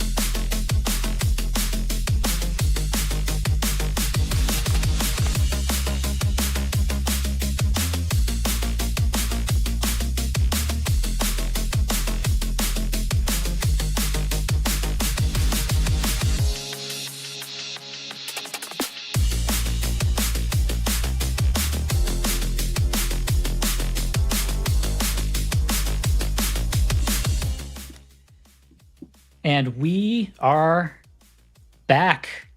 We just saw the matchup between Strength and Speed. We saw a counter pick with Rouge. Overall, a good showing by all of the players. But I think now let's take a look at our bracket and see how things are looking like right now. So as you can see, we started out with Lips versus Yeller. Yeller won that. Played against HermitLord, and HermitLord won. We went to ArcticKomodo and Blade, whom we just saw, and Blade took that. And we're now closing out here on the bottom portion where we saw Seiken versus Jnaupe. Jnaupe took that one. And Tenso versus Ajec, where Tenso is moving on. And so our next match is going to be Brass versus Jnaupe. Now, we haven't seen Brass play yet. Brass is known as a hardcore Gunrock player. He is, from what I have seen, a very, very strong Gunrock player, almost exclusively plays as Gunrock. And Jnaupe we saw play as Galuda, but he also switched it up. And so I think it's going to be interesting if Jnaupe does decide to start out as Galuda, because we may have a large lad battle. No, he goes with your personal favorites of Wang Tang. Close to my heart, playing as Wang Tang. It's another, I guess it's another speed versus strength matchup here. Gunrock with the strength and Wang Tang with the speed. Now, Wang Tang is different than Ayame. Ayame has a double jump. Wang Tang does not, but Wang Tang is known for his mobility and very fast moves. And so, essentially, it is strength versus speed. But we'll have to watch Brass, though, because if he can get going, it is hard to stop his momentum. And so he can turn things around at any moment. Already we're seeing some great item catches from Gunrock, mid-air catches and tossing them back. Going with some boulder tosses, gets a stun on Wang Tang. Jnaupe recovers quickly, isn't much of a threat there. Interesting to see these guys play this out so far. It's they're both being a little bit safe, which is great, especially on a first match to kind of learn each other's behavior. But Brass does go big, doesn't land any hits, and Jnaupe is able to capitalize on that.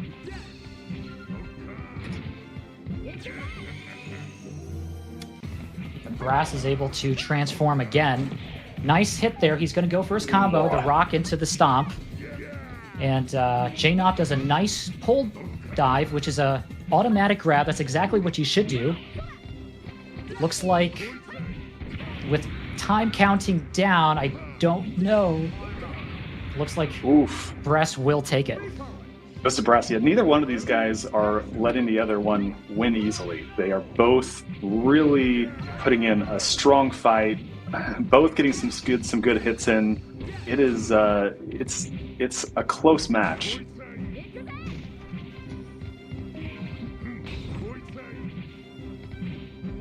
Looks like both players playing some Power Stone neutral. Keeping their distance, kind of not wanting to take too many chances here. Jnaupe is going to try to almost do a wall dive there, but Brass was able to get his sword dive in, which did a 2-gem expulsion, but nice combo by Jnaupe as a response. Yeah, doing great so far. Sorry about my mic change there. I think I'm back to normal. All good. Looks like Jnaupe was able to get good damage there, but Brass got a few hits in, and that's all he really needs to do, because Brass could do a lot of damage with Gunrock. But Jnaupe gets his transformation. He might be able to close it out, but any hit can do it, and that is it. Locks it in. Man, this is really exciting stuff. 1v1. These guys are just doing great. Classic strength versus speed. We go to a third round here. Brass keeping his distance, doing the tried and true strategy of throwing the boxes, and it's working as he gets the transformation out of the gate. even with his speed, I have to say, Brass doesn't feel slow. His monstrous presence, it takes up so much room on the court here. It's he's going toe to toe quite well, even with Jnaupe's speed intact. Brass has played with all kinds of characters. As Jnaupe was able to get a nice pole dive grab on Gunrock, which cannot be dodged if that's a direct hit. It looks like Jnaupe may be able to get the transformation, and he does. And with this third round, he has to capitalize on this transformation, because if he doesn't, with Brass's strength, he can turn this around very quickly. Misses that super. It's punished for it, but Jnaupe still has a bit of a lead. It's not much, though, considering Brass's strength at play. Still plenty of time. Jnaupe has the life lead, but only a few hits from Brass can easily turn this around. Nice box throw by Brass, but Jnaupe's going to keep his gem lead, or his gem. Brass does get the transformation, though. He's hoping to finish this out. Gets a nice boulder toss and even stuns him. He just has a little bit of health left. 4 seconds left. Jnaupe has to turn this around. Oh, but he gets crushed by a boulder. Victory goes to Brass. Another close match here between players. We're seeing this speed versus strength theme, but now I think it's going to be interesting. So Brass has to play as Gunrock. Jnaupe has the option to switch it up, and we have seen him switch it up. He has played as Galuda, he has played as Rouge, and he's played as Wangtang. So he's busting out some characters that he doesn't typically play as, but he's still very strong with all of these characters. So we don't know who he's going to pick, but he has to be thinking now, how can he counter pick against Galuda's strength?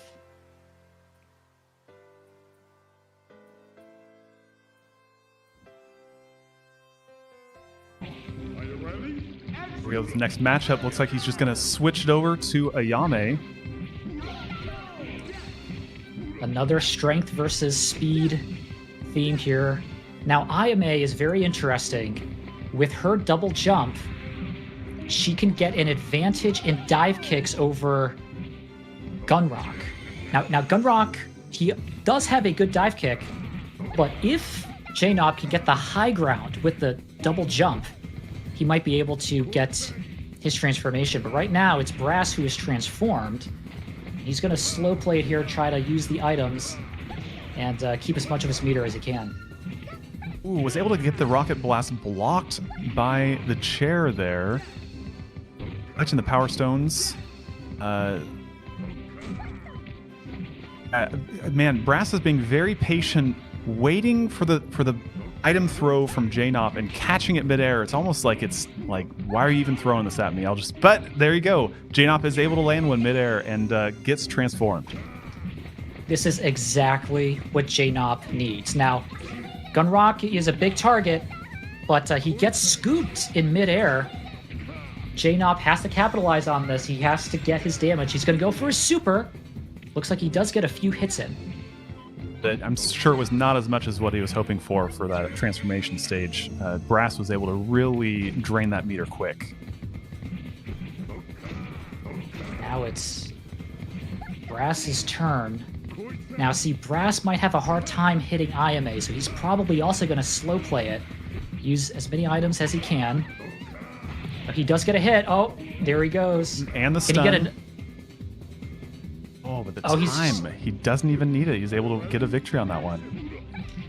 Very interesting. So at this point, if Brass wins this round, he will be moving on in the tournament, and he is already transformed. But anything can happen here. Jnaupe has to focus on dodging everything that Brass can throw at him, and then getting a nice punish after his transformation. If he can get some good damage, he can turn this around. Jnaupe got in close to hopefully grab Brass, but Brass turned it around on him, grabbed him instead. Just disastrous, unfortunately. It was really close, though. Jnaupe here doing dodging the bazooka. He's trying to dodge everything Brass is throwing. Still plenty of time. If Jnaupe can keep the high ground and get his dive kicks in, oh, there he goes with his transformation. He has to capitalize on this transformation. This is a pivotal moment for Jnaupe right now. There's a couple shurikens in there. A few more. The meter's almost gone. Needs to use a special. Needs to stay safe, so she goes up high, but still gets grabbed mid-air all the way up and then body slammed off the pole. Brass just takes over in those final moments and gets the victory. What a highlight. That was the right idea by Jnaupe, but Brass was able to get up there with some nice aerial gymnastics there. And what a finish with that match. A good matchup overall. I think Jnaupe did a nice job with counter picking, basically staying with this speed theme against Gunrock's strength. But it wasn't quite enough against Brass. Here we go into our highlight reel. This was in our first match on Lundo. Jnaupe playing as Wang Tang. You can see getting his combos in. Here in his transformation, he's able to close it out in the second round. Near miss there. That was a real close hit. Gunrock almost got him there with the pole dive, but yeah, I was able to get that victory. These blasts of light are really working in his favor. Stuns, it seems like Brass really has the timing down, waiting for when they're going to land in order to pull off that move to stun them on the ground one more time. The timing is really impeccable on those.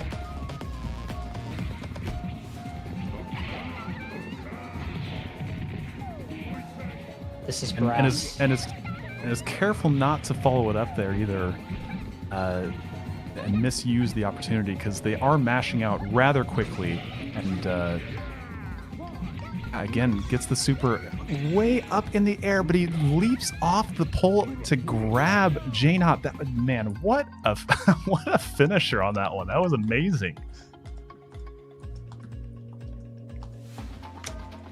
Really fantastic showing by both players. I think we are seeing this recurring theme of speed versus strength. Brass staying tried and true with the Gunrock strategy. Jnaupe doing a nice job switching things up between Wang Tang and IMA. Gets really close, but it's not quite enough as Brass moves on in the tournament. We have yet to see any Jack representation. Is that right? So I'm curious to see if that still shows up today for the tourney, or if he's just going to sit one out this time. Yes, we have not seen Jack yet. It's interesting. I think he is the only character we have not seen. But why don't we look at our bracket to see the current standings so far? So we can see we just played our match between Brass versus Jnaupe. Brass is going to move on. And next, we're going to have Vulture versus Tenso. So those two are going to be queuing up in the lobby. But before we do, we're going to go to a short break. And when we come back, we'll be ready to see Vulture versus Tenso.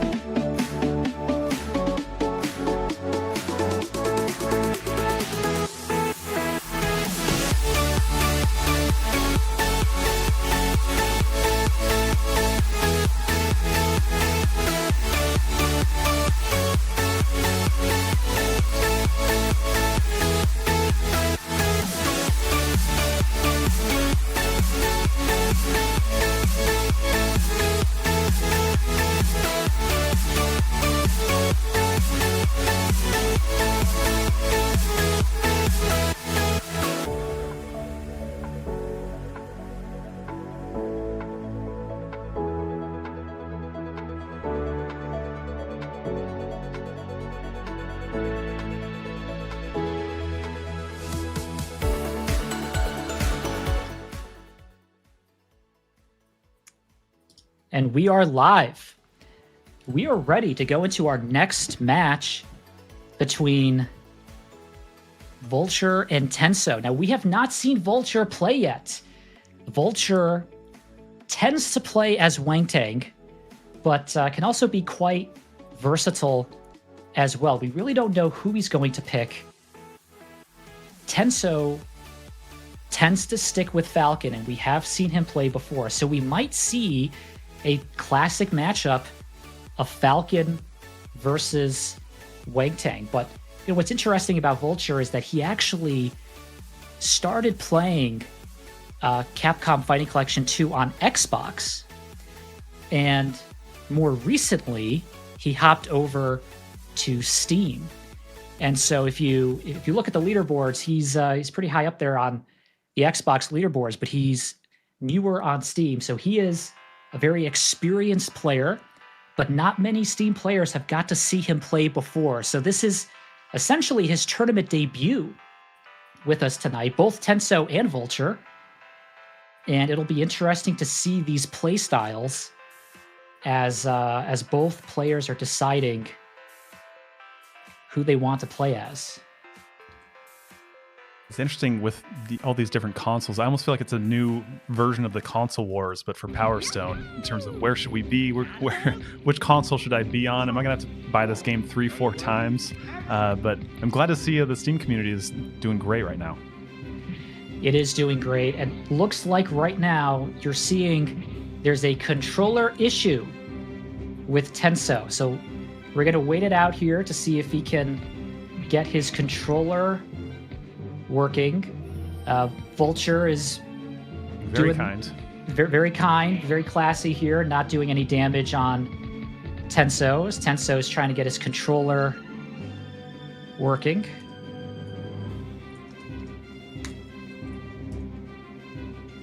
We're gonna see what happens here. I do think it's interesting that they both picked their main characters. Not a surprise between Falcon and Wangtang.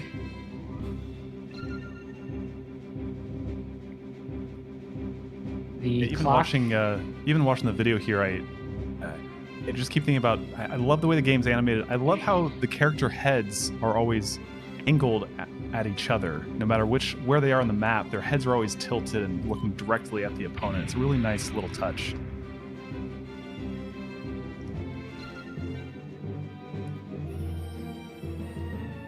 Okay, looks like Tenso's still having some issues with his controller. So usually what we do in these situations is we give a 2-minute break to let the player do what they need to get their controller working. And if they cannot get it working, then they may need to disqualify. So we're going to give Tenso some time to get his controller to work. And we're going to give him a shot here. It was working before, so he's going to do some diagnostic checks and see what he can do. Vulture is patiently waiting, and very classy and kind in that match, not taking any damage. But we're gonna give him some time here to see, can he get his controller working. And sometimes these things happen in tournaments. Even when they happen, it's great to see the community be nice about it and honorable with each other. It makes for a great environment where we can feel comfortable playing with each other and just have a great time. We're all here for the right reasons, so it's really nice to have the community come together like this. And Nico, I want to say thanks for putting on this tournament. And I know there's a lot that goes on the back end, especially with now co-commentating. I can hear what goes on in the back end. There's a lot of things to keep connected and working well for a well-oiled machine. So thank you for doing this and letting it go so smoothly. Yes, these events are a ton of fun, and it's also it's a lot of fun. There's also a lot of work behind the scenes, and it's always nice when the community shows up and helps out. And I have to say, Ray, it's been so nice to have you as a co-commentator, you as really starting out as a player and now a commentator. Looks like we're back in, but I think we're gonna I think what we're gonna do is back out of this game. We don't need to restart the lobby, but Tenso is going to. Looks like he's going to be coming out of the lobby and then coming back in. And he'll play on his Steam Deck as his alternative for the controller. But yes, it's always nice when the community shows up. And right, you started out as a player in our tournaments, and now as a commentator. It's always appreciative when the community helps out, because these events are a ton of fun, and it is a lot of work behind the scenes, but we do it for the love of the game. We just want to bring everyone together and have some fun. Yeah, absolutely. No, this has been a pleasure and an honor so far, for sure.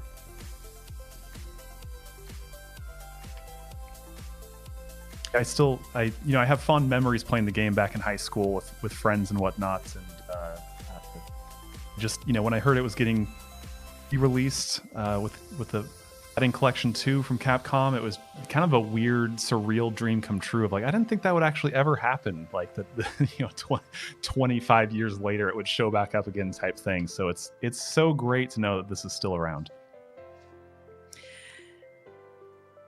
This really does bring back memories. I think a lot of people, they remember Power Stone, they remember how fun it is, and when they learn that Capcom re-released the game in the bundle, Capcom Fighting Collection 2, I think there's just a renewed interest in the game. And there's just such fond memories, whether it's Power Stone 1, Power Stone 2, that it's always nice to see gameplay moments. And, not everybody is active in playing the game, but I think people still like to see highlights. And that's what this channel is trying to do. It actually posts daily Power Stone content, and it tries to show either some incredible comeback or an advanced technique or just a funny moment. And it's just a way to help relive some of the memories for those that played back in the Dreamcast days, and also for those who are just getting into it to just learn more about it. And so that's what we're trying to do with this channel. And the events are a great way to bring people together. And it's, so far this community has been growing. I've mentioned the first event had 4 players. The second event had 5 players. And tonight we have 11 players. So I think as more and more people learn about this, more people just want to be a part of it. And that's really what it's about, just trying to show how fun this game is.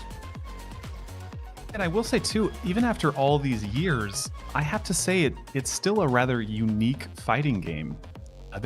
I could be wrong, but there's really not a lot else out there like it when it comes to sort of a 3D arena 1v1 fighter style game. It's very unique in a number of qualities, and so I think it in some ways it stood the test of time because of it.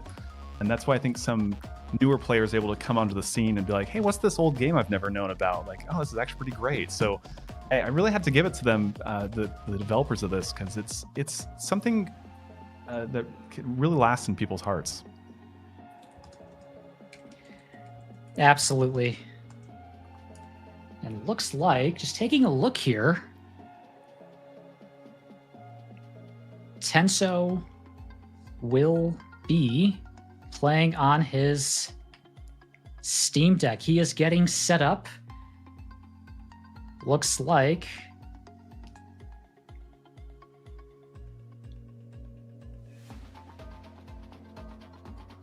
he's getting ready. While he's getting ready, why don't we go to the format and do another review of how this tournament is structured. So this is a double elimination tournament. So far, nobody's been knocked out. You've seen some folks on stream lose some matches, but remember, it's double elimination, so they just get knocked down to the loser's bracket. These matches have all been a best of 3, but pretty soon here, we're going to get to our winner's final, which will be a best of 5, and the losers finals and grand finals will also be a best of 5. And when we do get to that grand finals, there is no bracket reset. So whoever is entering grand finals from the winner's bracket gets a 1-match advantage. But we will look at that when we get to grand finals. In terms of selection, Valkis is the only character that is banned.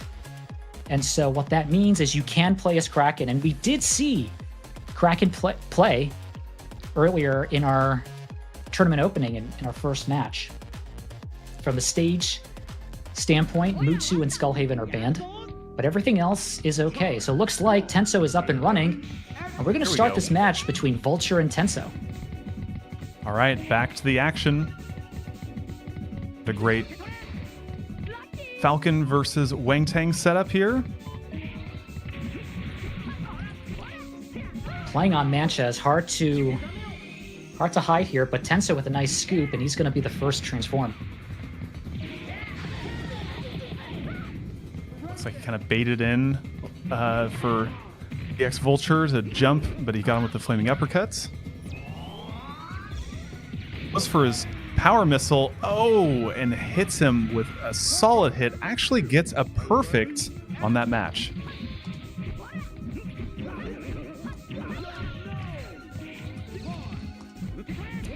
A nice perfect by Tenso.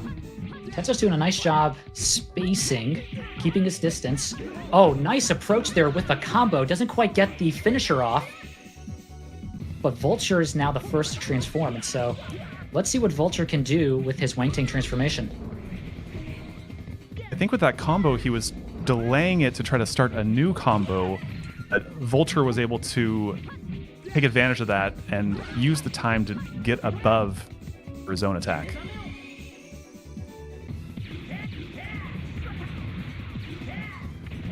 Yeah, Vulture with a solid lead here. But now with Tenso transformed, looking to bring it back in his favor. Solid box hit. This is special again, but Vulture is able to jump over it and get around it, taking absolutely no damage at all. A great escape.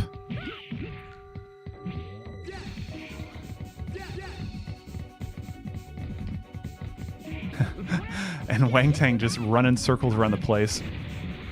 Staying unpredictable, staying out of trouble. Oh, but he gets slammed with a rocket launcher blast. Pretty close with health here. Tenso's trying to zone Vulture with the box. Oh, wow.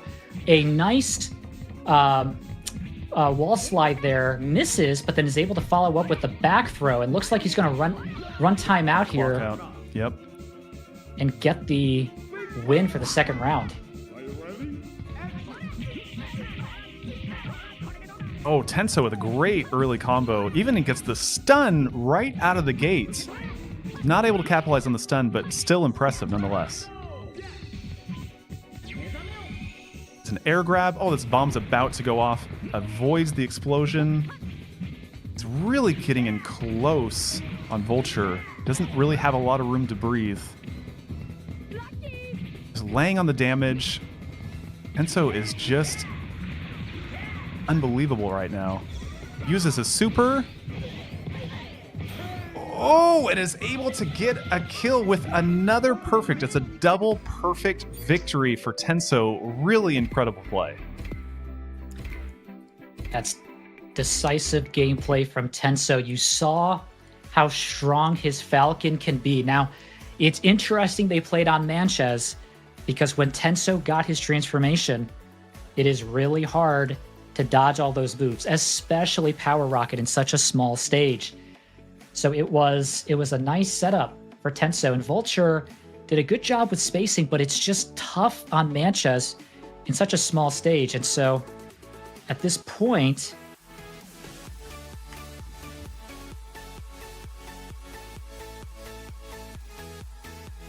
they're going to play again. Looks like Vulture will have great hesitation in your voice here. Yeah, Vulture is looking at his controller now. So now it's a virus that's spreading across the system. Apparently. So Vulture is going to take a... Now, we have one match down in the books with Tenso winning. But looks like they're going to test things out here to make sure things look okay.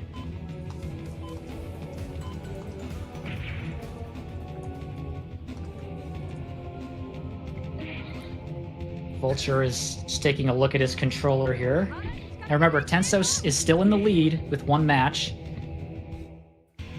Looks like Vulture is... Kind of looked like he was good to go. It's hard to tell. He got a little... doing a taunt or something there.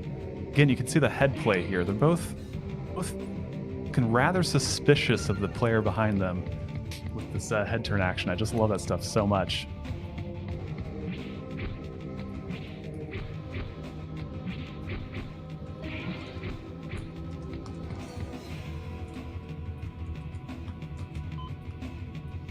Yeah, it looks like Vulture, he is not moving. He is not moving. Don't know what's happening with his controller. We're going to get an update in just a moment. Tenso is repaying the favor that Vulture did with him when he had controller issues.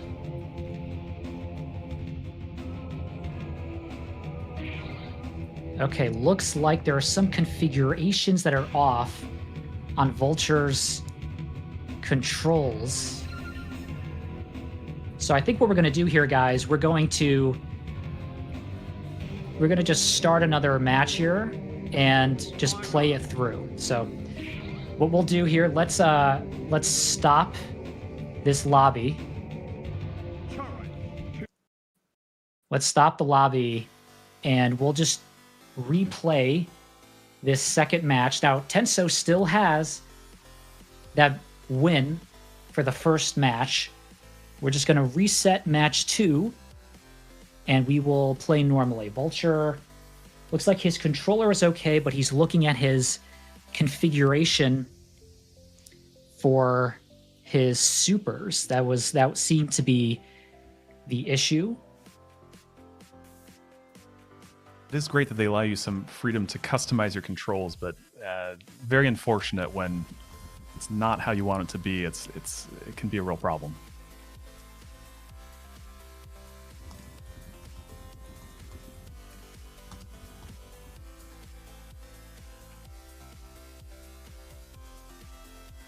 Okay, so what we plan on doing here is we're going to play the same match. So you're going to see a Falcon versus Wang-Tang on Avalon. Vulture is getting set up here.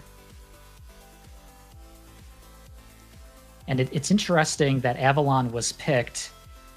It's not the biggest stage. It's an interesting counter-pick stage by Vulture. There's not much interaction. So no poles, not too much of a ceiling that you can grab on.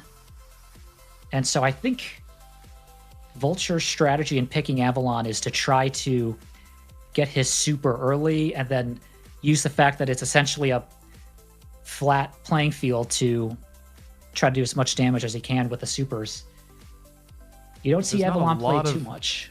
Not a lot of boxes or things to interact with on that stage. So in some ways, it's a bit of a clean slate of sorts to not get bombarded by a bunch of random stuff on the stage.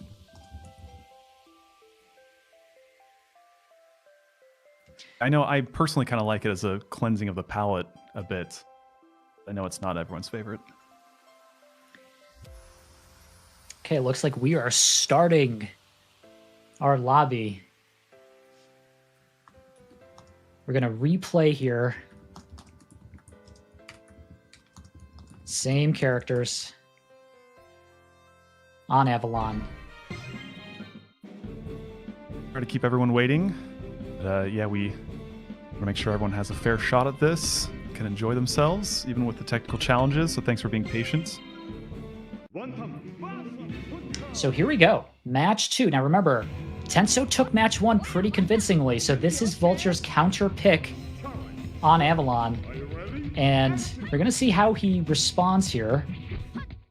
Vulture will have to utilize his mobility. Tenso's trying to fake him out here with some. It looked like Vulture was still neutral. kind of checking his controls in the corner a little bit. Yeah, he seems like. Right, seems like we're off to a start. Tenso with the first transformation. Here we go. So Vulture just has to dodge here. There's not much he could do in the environment. He just has to kind of zone out of it. Tenso is not using any items, though. He's really trying to zone him in. I'm not sure he's trying to go for a combo, but he's going to do explosion. Oh, he does get the hits, which is exactly what he needs. A lot of missile hits. Yep. Oh, does the wall attack, but misses. Tenso kind of saw it coming, got out of the way, and got him with the sword instead. Tenso's doing a nice job controlling the gems as he finishes out round 1 with another perfect. Another perfect. Vulture's not done yet. Comes in, the bouncing jump on top. Using what little boxes there are on the stage to fight with.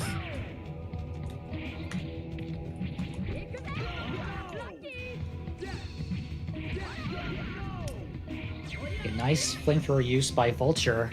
Transform. Now, this is very important. Vulture has to capitalize on this transformation. But Tenso is good at dodging. Ooh, just barely avoids the spinning whirlwind kick there. Both players trying to zone Tenso in. goes for a grab, doesn't quite get it. Runs out of the meter. Tenso's right there to put on the pain. Nice combo by Tenso. He does the combo into a dizzy, which has been his favorite combo so far with Falcon. It's punch, punch, punch, then you pause, and then 4 punches, and it leads to an automatic dizzy. Very hard to get out of, and he did that very well, but looks like Vulture will transform next. He's not down for the count. He's ready, and he gets a victory. He says, well, you're not getting another perfect on me again. It's over. Okay, this could be it. If Tenso wins this, he will move on. But Vulture has the momentum on his side from winning the previous match. This level, you have to be... Oh, nice scoop. Very short scoop. That was amazing. Right off the ground. Very hard to do. It's a nice Wang Tang gameplay there. Oh, tries to go in for a grab. Tenso's keeping away from that Power Stone, but he uses the sword to get it back.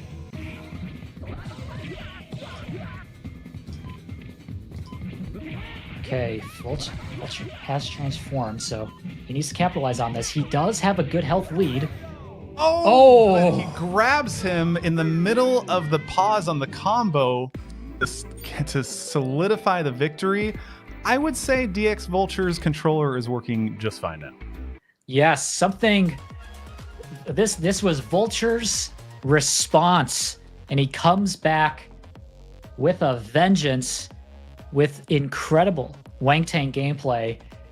Very interesting pick on Avalon. I think his strategy worked. He just did not want any intervention with any pulls or anything in the environment, and he was able to win pretty convincingly.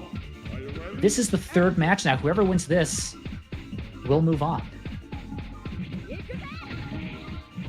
Gonna take it to Ayame's territory here on Oedo, is that correct? Yes. Yeah, generally considered a neutral stage. Does not particularly benefit any particular player. And so it's often a very common stage to start out on, and then you see the counter picks. But Tenso is the first to transform this round. Air grab on him. Still has plenty of meter to work with. Run out a rocket here or there. Grabs the sword.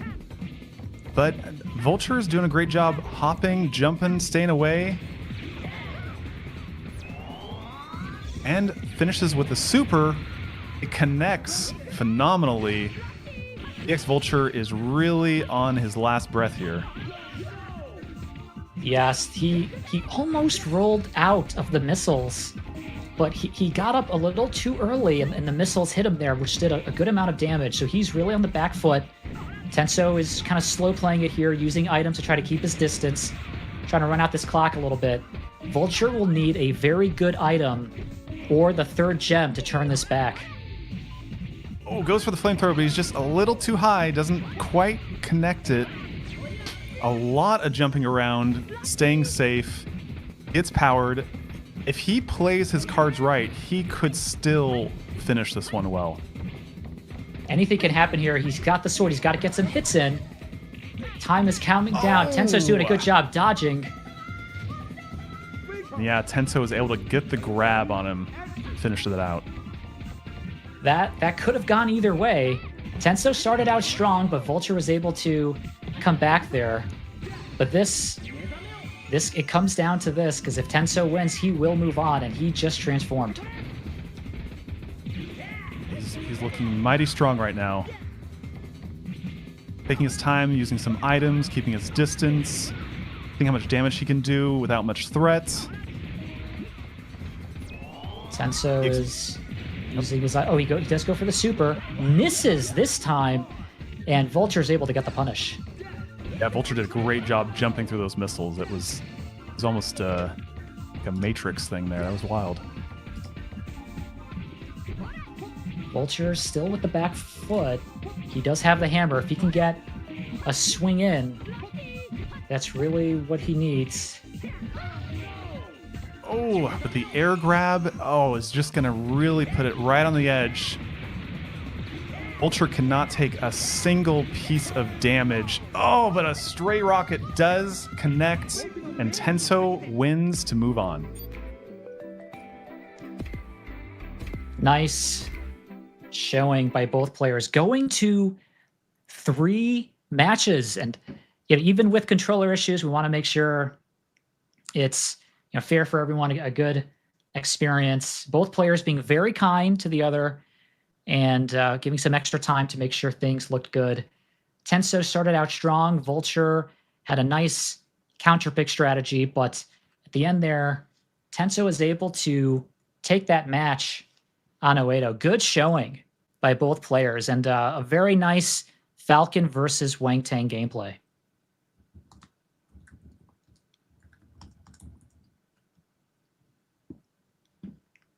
They really did a great job. Man, I'm glad the issues were able to get worked out so we could actually see those two play it all the way through. Great match. Where's that put us next, Nico? So at this point, we are moving along in our bracket where we're going to see HermitLord versus Blade. HermitLord was able to beat out Yeller, and Blade was able to beat out ArcticKomodo. However, as those players are preparing, we're going to take a quick look.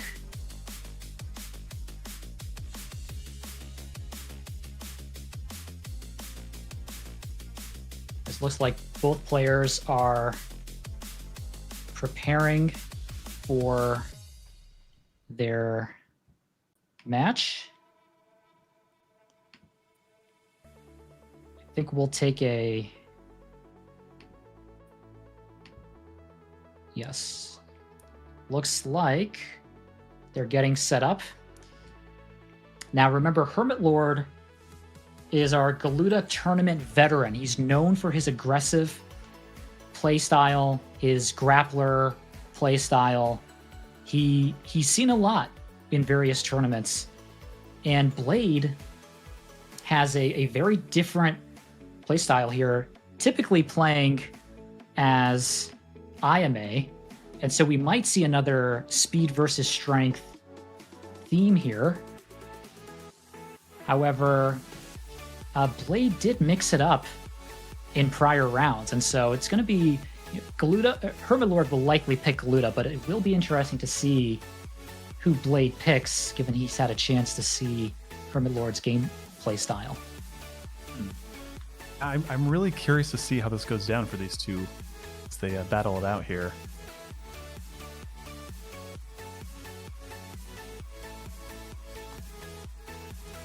Both showing such strong gameplay earlier in the tournament.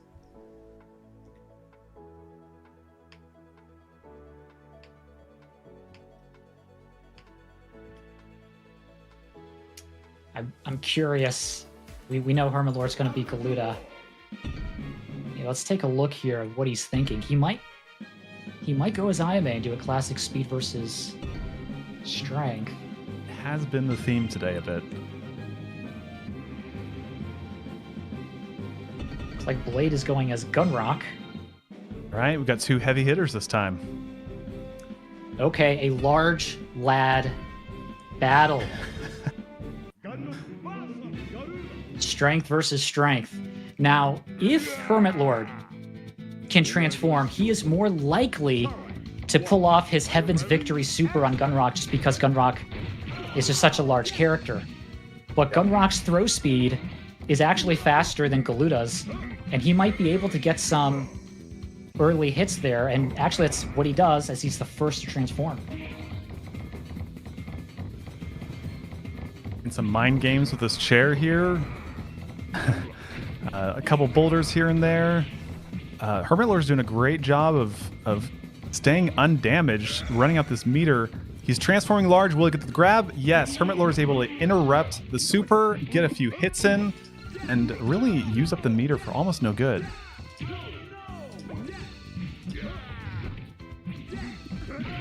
Both have... Okay, at this point, HermitLord could turn this around. He has a little bit of a health deficit, but Galuda can be very dangerous when he is transformed. And you know he's going to try to go for his Heaven's Victory Super. Let's see. Oh, he goes for it, and there it is. Oh, almost takes him totally out. Really smart thinking. You know, Blade was at a bad angle up there. HermitLord took advantage of that. Really incredible hit. HermitLord had the health deficit, and look at how quickly he was able to bring it chipping back away and is able to take out Blade while transformed. Great idea on that one. Closes out round one. Now as we start round two, looks like an early hit there by Blade with a stomp. Nice response by HermitLord with a wall slide. At this point, I think it's whoever can transform first. Yeah, Blade was careful to not finish his combo. He wasn't totally sure if it would connect, and he was right. And he was good to be able to walk away there. Oh, but the grabbing the hammer left him a little bit vulnerable. And just trading back and forth on the stone. It's going to be the first to transform. It looks like it's going to be HermitLord. Oh, but no, Blade smacks him with a chair. Still able to get the stone out again. It's still up for anyone. Ultimately, Blade, now in his rock transformation, is going to try to lay on the pain. But HermitLord with the air grab, it's just back and forth. This is a great match.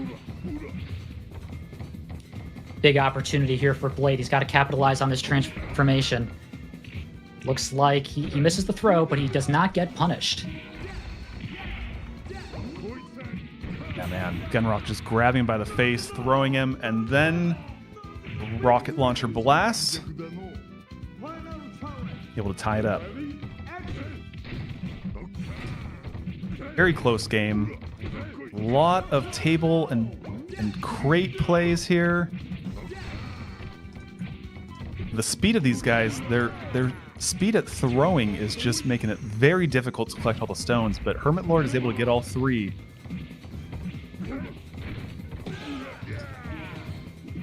Using some of his arrows to get a little bit of damage. Really, he cornered in Blade so strongly that Blade was actually able to grab him. HermitLord has a good health lead here. Can he get the transfer? He does not get the transformation, so he stays safe. But Blade is going to use... Oh, he gets scooped out of the air. Oh, it's real close. Blade's at the end here. Oh, but gets a midair hit. A diving kick. Almost gets the box throw, but he pounds on him from the sky. He's way too close, and that box throw is going to end his reign there. That was a very big hit, really close game. Well played, you guys. HermitLord is just able to edge it out in that first match. Very close between two of the heavy hitters, Gunrock and Galuda. It's going to be interesting now for Blade to think about who he wants to play as. We've seen him play as different characters before, and so he might just decide to go with Gunrock again and counterpick on stage. I will say, although Manchez is a popular counterpick option, it tends to be a little bit of a disadvantage for Gunrock just because there aren't as many boxes to throw. So it will be interesting to see what he's thinking to try to counter against HermitLord's Galuda. Looks like Ayame is the choice. And on Madad with no ceiling, so this is a natural selection. It tends to favor Ayame. Nice stomp by Blade. Ayame got a really good stomp. Yeah, from very high up too. It's sometimes risky to try to go for a stomp from that high up.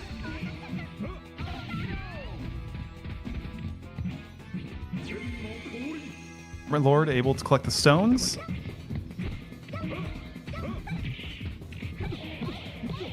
Oh, and Blade is able to get a great grab. He's running out of meter, uses his last blast for arrows, but misses. Health is still pretty close. Ayame doing a nice job with the mobility and dive kick. Oh! Oh! I thought Blade was going to do the other super for a moment. I know, I thought so too. Yep. It's, I mean, both would have worked. That was definitely a surprise. I don't think HermitLord or I don't think anybody was expecting that, but it worked in his favor. Blade has the health lead, but now he has to try to dodge what HermitLord throws at him. But he does have the big stage as his advantage. Oh, and a serious miscalculation by trying to do a stomp. Puts it right into the upward special for a solid victory on that one. Man. It's tough. A lot of really interesting interplay here stomp between the two characters. Yes. It's strength versus speed, and it's always risky to stomp on a transformed Galuda because he can do that Heaven's Victory, and that move, it's one of the strongest supers in the game. Can really turn a match around. And so it's hard to pull off, but definitely rewarding when you see it. HermitLord is just doing body slam after body slam from above, just racking up tons of damage. Really taking his time, keeping his place, keeping his distance. He's holding this jug. It's like it's a family heirloom or something. Maybe he'll throw it. There it goes.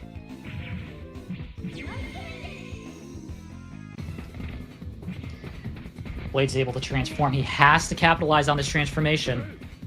He could use the stage to his advantage, but he has to get his hits in.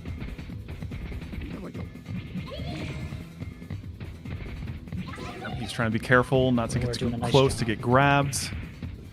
But HermitLord's doing a great job of dodging. A little bit unpredictable. Does his Shuriken toss. Gets a lot of hits in it. That's 12 hit. Now he's actually evened it up. It's actually anyone's game with just 15 seconds left to go. Grabs the sword. It might be hard for HermitLord to get away from it because of his size and his speed. Ultimately, Blade drops the sword, switches to the rocket launcher. Just a few seconds left. Blade's actually behind. He has to get a hit in. Gets the grab just in enough time to get a victory. Wow. That is a last second comeback. HermitLord was trying to run the clock with just a bit of a health lead, but Blade was able to come back with a scoop and close it out. That match was very close, and I think Blade has been surprising HermitLord a little bit with his supers, thinking he was going to go for the command grab, but went for the shurikens. Let's see how Blade decides to play this transformation. Oh, gets a setup with the spin kick directly into the super, gets a ton of damage on that. Blade is looking to win this, to keep fighting, to go to a round 3. We'll see if he can do it. Blade's definitely mixing it up here with his supers. He went for the Shuriken special, but that time he went for the command grab. Very, very powerful if it lands. And looks like a lot of nice near misses with that sword. With a aerial combo. Oh, and managed to get the midair grab on Galuta's way towards that power stone. He's really baiting that stone. Oh, and he uses it to an advantage. Excellent work by Blade, keeping the stone as bait to be able to keep doing attacks on him. And this is the power of counter picking. You saw that Blade switched it up.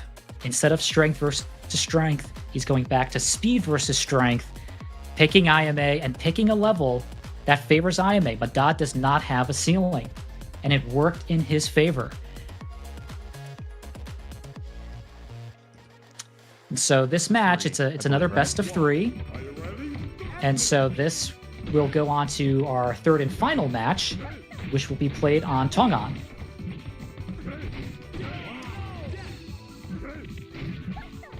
Nice counter pick here. Ton of items at play. HermitLord decided to select Tongan because exactly, with all of the items, it tends to favor Galuta's fast throw speed, but Blade is the first to transform.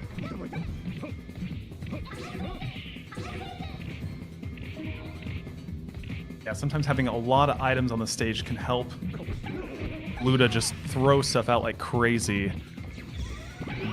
Really keep the pressure on. But again, Blade with the super, all these wicked camera angles to show off a great special attack. Really well timed and well aimed. I think Blade is surprising HermitLord with the specials. Ignoring. Yes. Yeah, again, uses that third stone, doesn't go for it to kind of keep the pressure on and get the victory.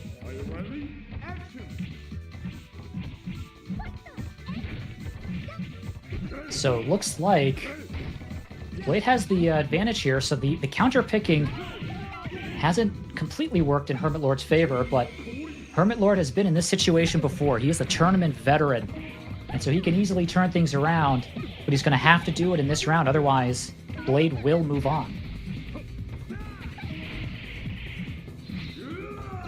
Blade is still being very offensive in this, despite the transformation. It's really neck and neck. Saw Galuta do one of the pole swings. It did not connect earlier, but it was definitely a change of pace. Oh, but he gets trapped in a jar. He's able to get a few hits in, and they trade in midair again. We call that the pot of greed. Just it stays on your head, and that's tough because if you get stuck in it, you could get comboed into it. And at that interaction, at this point, HermitLord does have a bit of a health lead, but it's still relatively close with plenty of time. This can still go either way, but HermitLord does have to win this if he wants to stay in the winner's bracket. Blade was looking for that angle with the hammer, didn't quite get it, which led to HermitLord getting the final stone. Transformed, looking to take off just one more bar of health. He's so close, the flamethrower gets a hit. He could just run out the clock, but he's doing what he can to try to put the damage on. Blade is just jumping and diving and getting all over the place. That's exactly what he needed to do. HermitLord got his win, and now it comes down to this round. Whoever wins this will move on in our bracket. And this is a critical round. Whoever wins this will move on to semifinals.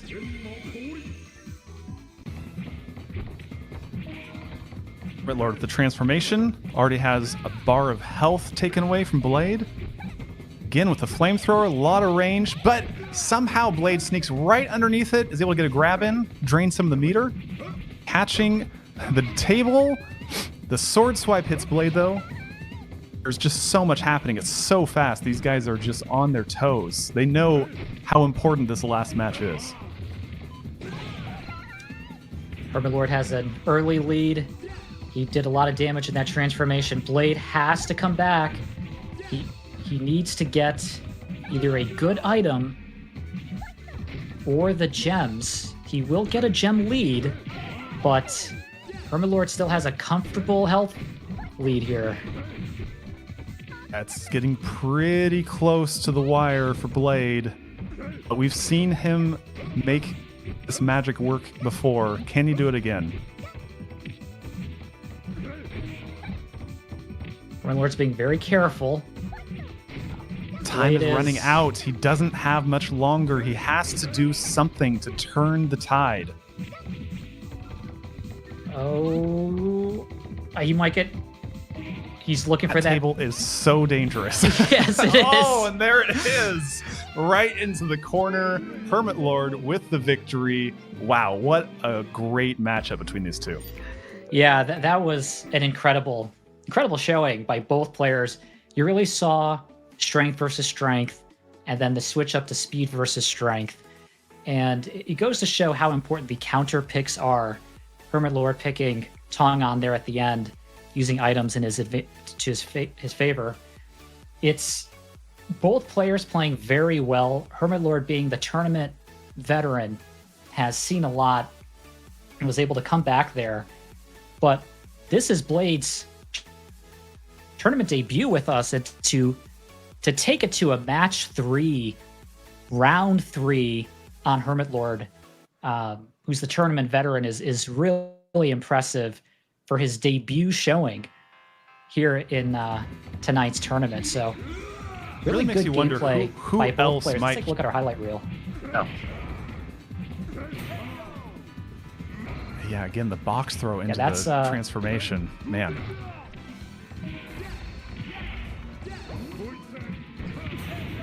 I love that throw. He grabbed him by his head and his crotch, just throws him across the room. Such a crazy move. Amazing.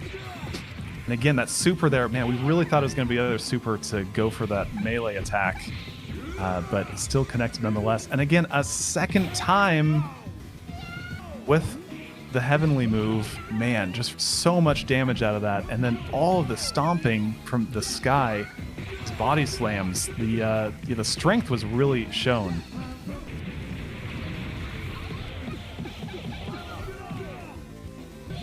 Blade really doing a great job with all of these aerial attacks. And again, the super, they both had some excellent super connections. Those moves can be very tricky to connect with, and both of them had a great showing of them. Again, the flamethrower, he was really angling the thrower. It just didn't quite hit right and pull apart. Man, that table, that is a menacing force right there. That's yeah. It's to be in tough. A corner with Glooting holding a table. It's of my nightmares. It is tough getting hit by that table. It is so powerful, and there is the advantage by being a bigger character. They can pick up that table. They can even push the table, and sometimes it's a bit of a surprise move. The smaller characters, Wang Tang, IMA, they cannot do that. And so definitely a bit of an advantage for HermitLord there playing as Galuda. But nice showing by both players. Really, really great matches all around. Next up, we are going to play our second semifinal match. So HermitLord will move on to winner's final. And the winner of this match will determine who will face HermitLord in winner's final. Now, Tenso and Brass are also both PlayStation players, and they have played each other a good amount. Tenso hopping over to Steam recently. And so these players, they know each other's play style. So there's probably not going to be too many surprises. It's going to come down to Tenso's Falcon maneuvering versus Brass's strength. Gunrock. Here we go. We're off to a start. Both walking around with some boxes. We're waiting to trade on those. Curious to see how this one plays out.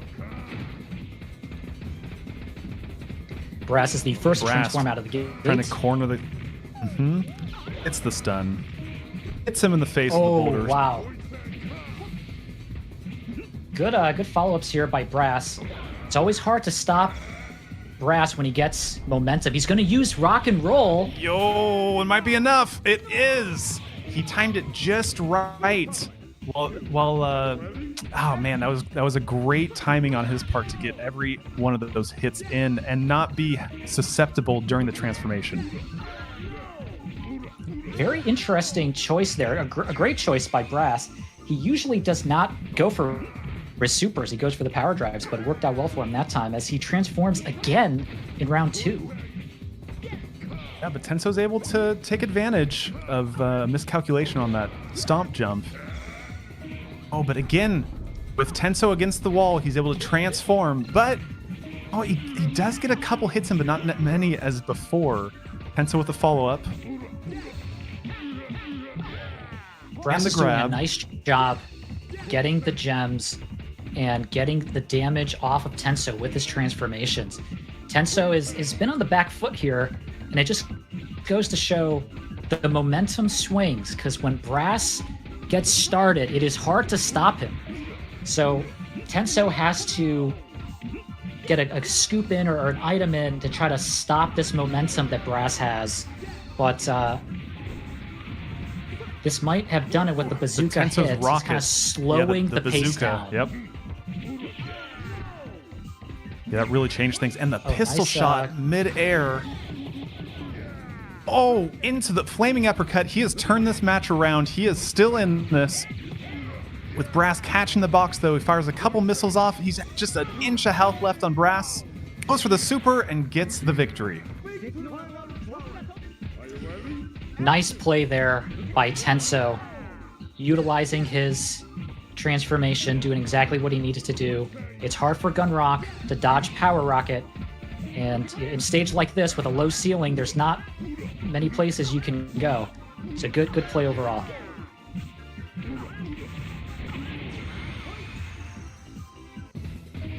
So using the rocket launcher to secure spot for the last stone there, transformed. Just to see how he uses his meter.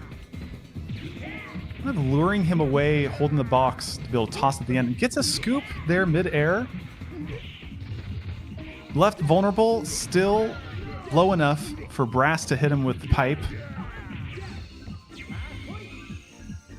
But again, Tenso transforms, looking to finish this off. And he gets it with another rocket. Victory for Tenso. Great game, you guys. Nice win there by Tenso. He's able to utilize spacing really well and also capitalized on his transformations. He had a bit of trouble early on getting his transformations, but the few times he did, he was able to get the damage he needed to do and stop Brass's momentum. At this point, going into our next match, I think they're just going to run it back as the same characters. I think the question is, what stage will Brass pick? And it could be a tough call. He might go to Tongon. Oh no, he wants to run it back on Oedo. Brass says, I just had a fault last time. I know what I'm doing. I can clean it up round 2. Same thing, same time, same place. Let's do this again. Both players keeping their distance right now. Oh, having some interaction. Nice scoop by Brass. He's going to be the first to transform. Let's see if he can get the damage he needs. Or goes the pistol to throw some boulders. It's working out incredibly well. Oh, the wall slide from Tenso to get away, but it's still not enough. Brass gets a perfect. This is exactly what happened in the first match. Brass built up momentum early on, got a decisive win, and then Tenso was able to stop the momentum. So at this point, Brass is doing exactly what he needs to do. You can see how strong he is when he builds it up. Tenso has to do what he did last time and try to stop his momentum.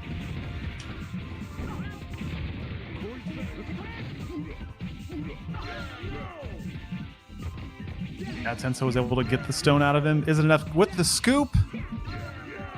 And a second. And a third. 3 scoops for all 3 stones. Transforms. Gonna see if he can seal the deal against Brass. Tenso's having his ice cream here with triple scoops there. That's very hard to pull off. And a nice another scoop to finish it off right there. To end it out. Scooping machine. That's amazing.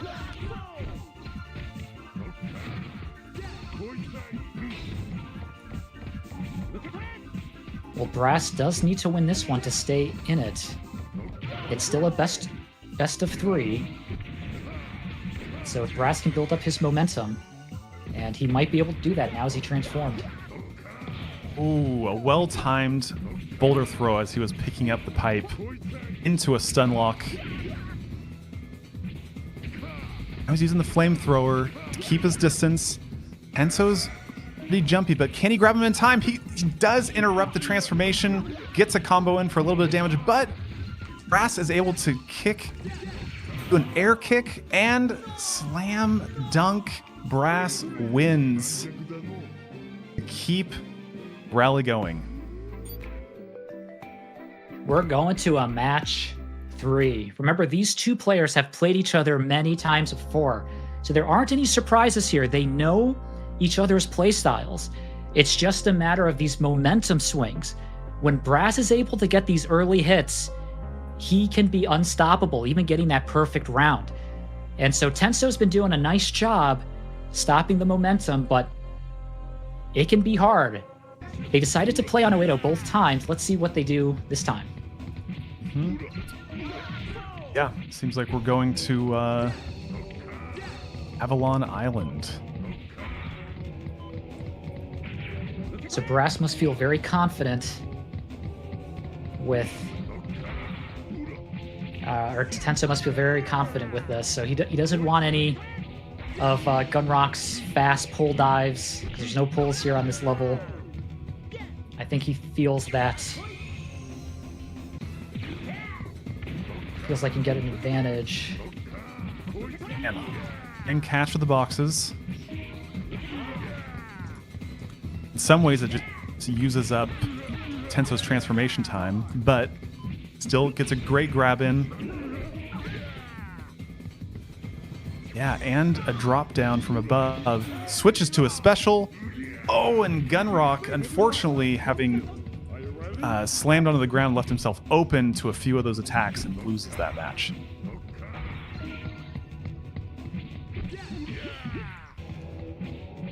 Tenso does have a good lead here. He's spacing himself well. You can see, he runs into a bomb. Let's see. So spaced so well that he will be the first bomb. to transform. Yep.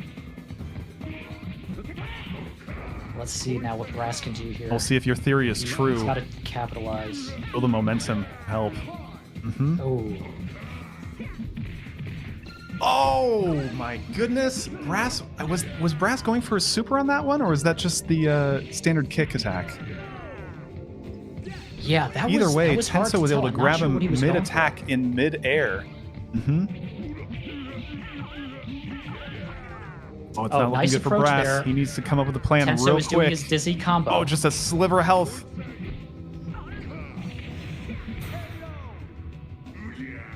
Wow. Oh no. The Finishes scoop it off with to a end nice it out. Well, nice win there by Tenso. Tenso is making his tournament debut with us tonight, and he has made it to winners final on his tournament debut. So he's going to be going up against HermitLord. Great showing by both Brass and Tenso. Very good matches. These players have played a lot together before. And as we prep our highlight reel, HermitLord is kind of waiting in the wings, eager to face Tenso.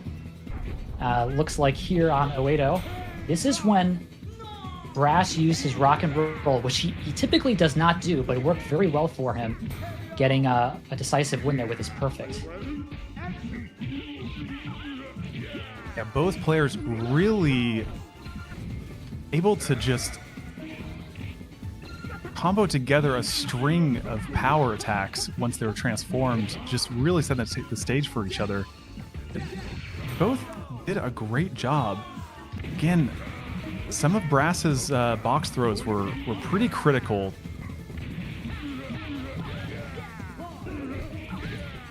And so doing a great job keeping the pressure on these situations. All of his transformations really went pretty well whenever he used it. Yeah, it just seemed like once the momentum was on for one person, it was hard to make a comeback. Of course, Tenso, being the scoop king this match, managed to close it out with some poetic justice there at the end.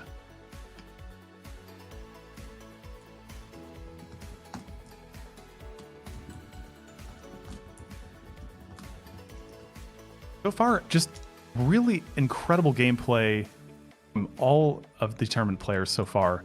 I'm excited to see this matchup between HermitLord and Tenso. Yes. We're actually going to take a short break before we start our winners final match. But this has been basically a story of tournament veteran versus tournament debut.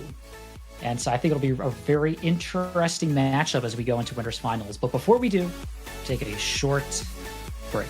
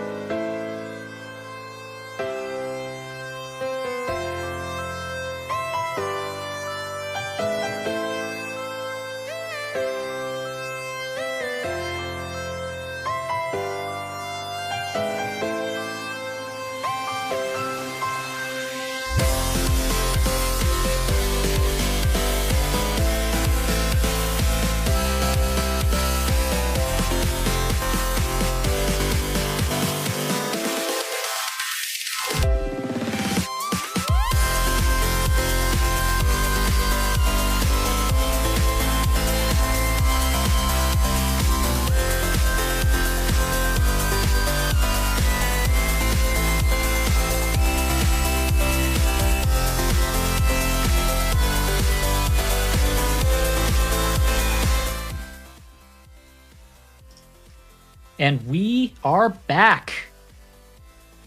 So right now, we have seen some incredible matches in our upper bracket so far. We just saw Brass versus Tenso, two players that have played each other a lot on PlayStation, but recently now both players being on Steam.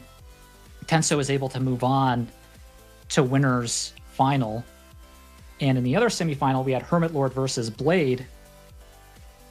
And HermitLord was just able to edge it out there with the table throw at the end. And so looking at our bracket, we have HermitLord versus Tenso. Now, what's really interesting here, both players are very experienced, highly skilled. And yet, HermitLord is known as the tournament veteran. He has just about seen it all. He has been there, he has done that. But Tenso, it's his tournament debut with us tonight. And so the fact that he is able to make it to winner's final in his first ever tournament is really impressive for his debut here tonight. He's going to go up against HermitLord. Now, we know how these players play. HermitLord is Galuda, very aggressive, likes to utilize his throw speed. We also know the stages he likes to pick. Usually Dullstown, Tongan, stages that favor Galuda. Tenso, on the other hand, very strong Falcon. And we saw him counter picking with a variety of levels. We saw an Avalon pick. We saw a lot of Oedo picks, which is relatively neutral stage.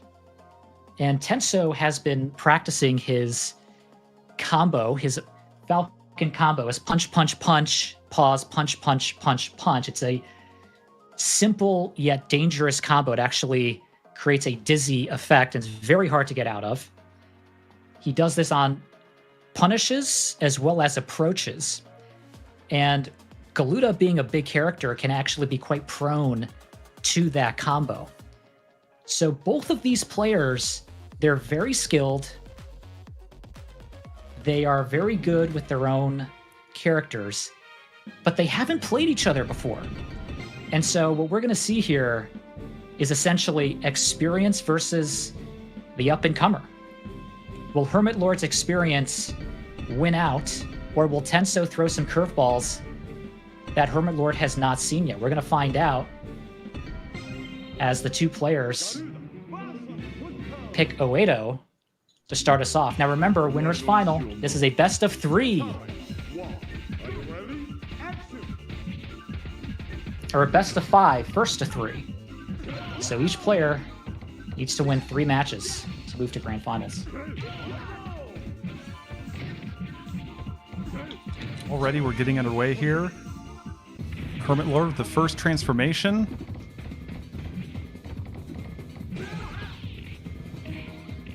Both going for a grab.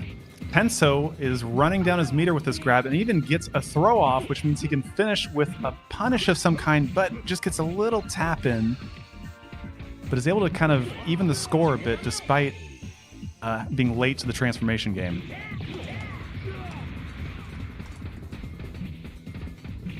Trying to box him in, but unfortunately HermitLord gets the grab because he's just too close. Now with the last of his meter, uses a special and gets a number of rocket hits. And now HermitLord is on his last bar of health.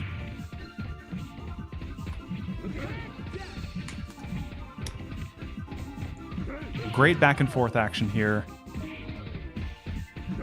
Tenso hoping to get the last Power Stone out, but no, instead Tenso is able to sneak by and grab it and even use it to his advantage. And now he's just looking to get the last little bit of health. A rocket blast will do just fine. That was a fairly comfortable win there for Tenso, finishing off there with his transformation. They did pick Oedo, which is a neutral stage, and so just about anything can happen. But Tenso's off to a good start against HermitLord, and he's going to transform again. Oh, HermitLord with the midair grab, the sumo move. Little rocket blast pushing him into the corner of the stage. Hermit goes for a pole swing, but it's totally miscalculated, but he is able to roll by all of the rockets and get a nice combo while Tenso was vulnerable.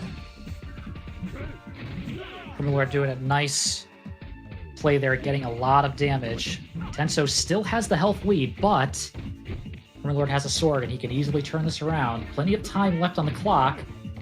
Both players playing some Power Stone neutral, trying to pick up an advantage here. Playing a little, lot of trickery safe. going on. Yep. A lot of mind games with the items and walking around tossing them. Oh man, it's so close. Sword is definitely... Oh, he gets the sword hit. Right at the tip there, and HermitLord's going to transform. Oh, he gets the hit. Just one more hit, and HermitLord will take this round. Tenso has to be very careful and try to dodge everything. Oh! Hits him with the arrows. Ties it up. 1v1, still on. We'll see who finishes up this first match off. Tenso had a good start. HermitLord's able to stop that momentum. And so both players, they haven't really played each other before, so I think they're trying to learn each other's play styles. We're not going to see surprises with character picks, but this is an interesting matchup. Two high-level players, I think first time ever playing each other. Really both kind of keeping their distance this time. Hoping the other one gets a little too close. But yeah, a lot of long-range long-range weaponry. When the hammer does the hit, oh man, so much just happened there. But Tenso was able to do a few things at once to get a lot of damage out of him, get a couple stones. He's trying to dodge the flamethrower, but can't. HermitLord is able to get a second stone, flame him again for the third stone. And now HermitLord is going to go on his transformation run here. He's going to slow play it using items, smart strategy, using that flamethrower to pick off damage. He's just continuing to slow play, just trying to zone him in, see what other damage he can do.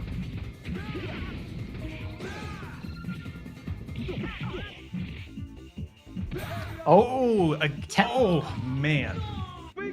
Yeah, Tenso was going for his dizzy combo, but was not able to pull it off. And HermitLord ends up getting the scoop, which was quite a way to end match one.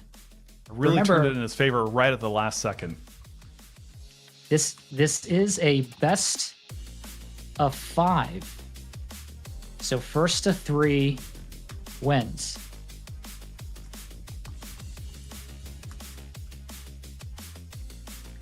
So match 1 goes to HermitLord. Okay. Tenso counter picks on Manchez. Popular counter pick stage.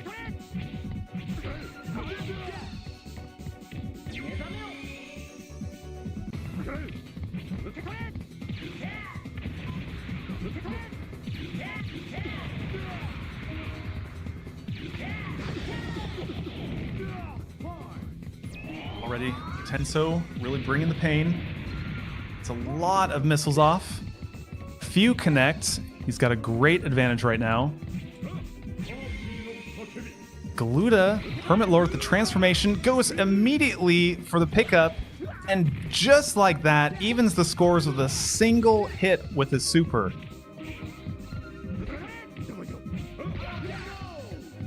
Oh, on the sword swipe, puts them both at 1 bar of health. HermitLord again with the transformation. Will he go that super again, or will he just try to close out the deal? He has a lot of time on the clock to really be careful with what he's doing. Using every item at his disposal, Tenso is just jumping all around, trying to stay as safe as he can. Goes for the super, totally misses, and Tenso is able to capitalize and take him out. It's exactly what Tenso needed to do. His counterpick strategy is working here on Manchez. HermitLord has certainly played a lot of Manchez matches. A close round, But so far, Tenso's been able to keep the lead. But HermitLord might bring it back as he just transforms. Even with these transformations, Tenso is still able to put on a lot of damage, and again is able to kind of totally dodge that super attack, stay perfectly safe. Man, HermitLord just keeps collecting these stones. It's almost a matter of time if he keeps staying this powerful all the time. I think Tenso was trying to go for his combo punish, but the box was too close and he ended up pushing the box instead of going for the combo. I could see that. But oh my. Ooh, midair grab. He's just right up against Tenso, just keeping the pressure on. Tenso can hardly breathe. He's on the last little bit of health here, hoping to get in to deplete some meter. Now with the flamethrower, he is just at a serious disadvantage. Oh, and he gets taken out. And just like that, HermitLord takes it. At this point, another round 3. Well, not quite. Yeah, I mean, because I think, well, I'd be curious to see who wins this one in order to take it into the next round. Yes. So, yeah, a lot of round 3s so far in our matches. It's a close matchup. HermitLord is the first to transform this time, but nice scoop by Tenso. Oh my gosh! Scoop. Very, very hard to pull off. Scooping Galuda Stomp. But HermitLord is able to keep that health lead. HermitLord using the last bit of his meter from a big distance away to keep himself safe. He returns to normal. It's a close call. Tenso needs to be careful. He does get some damage on. He is able to grab a second stone. Gets a scoop.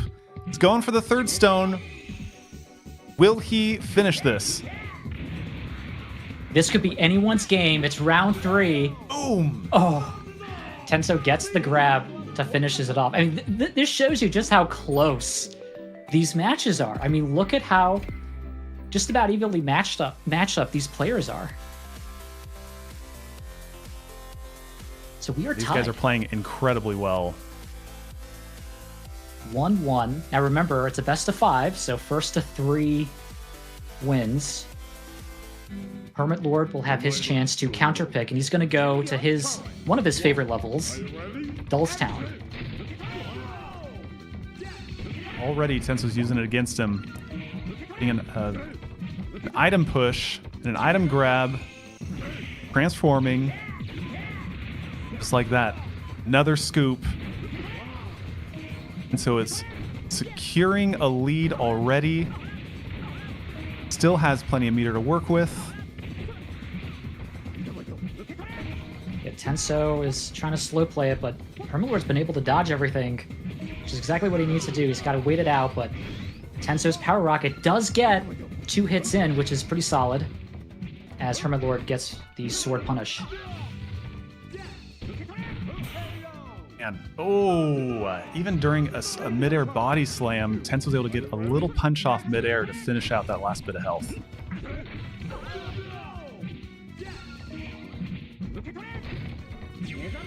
Tenso with this lead here, he might be able to play, might take some risky moves if he feels confident with this lead, but with this transformation, he has a nice advantage, but HermitLord's doing a good job depleting his meter.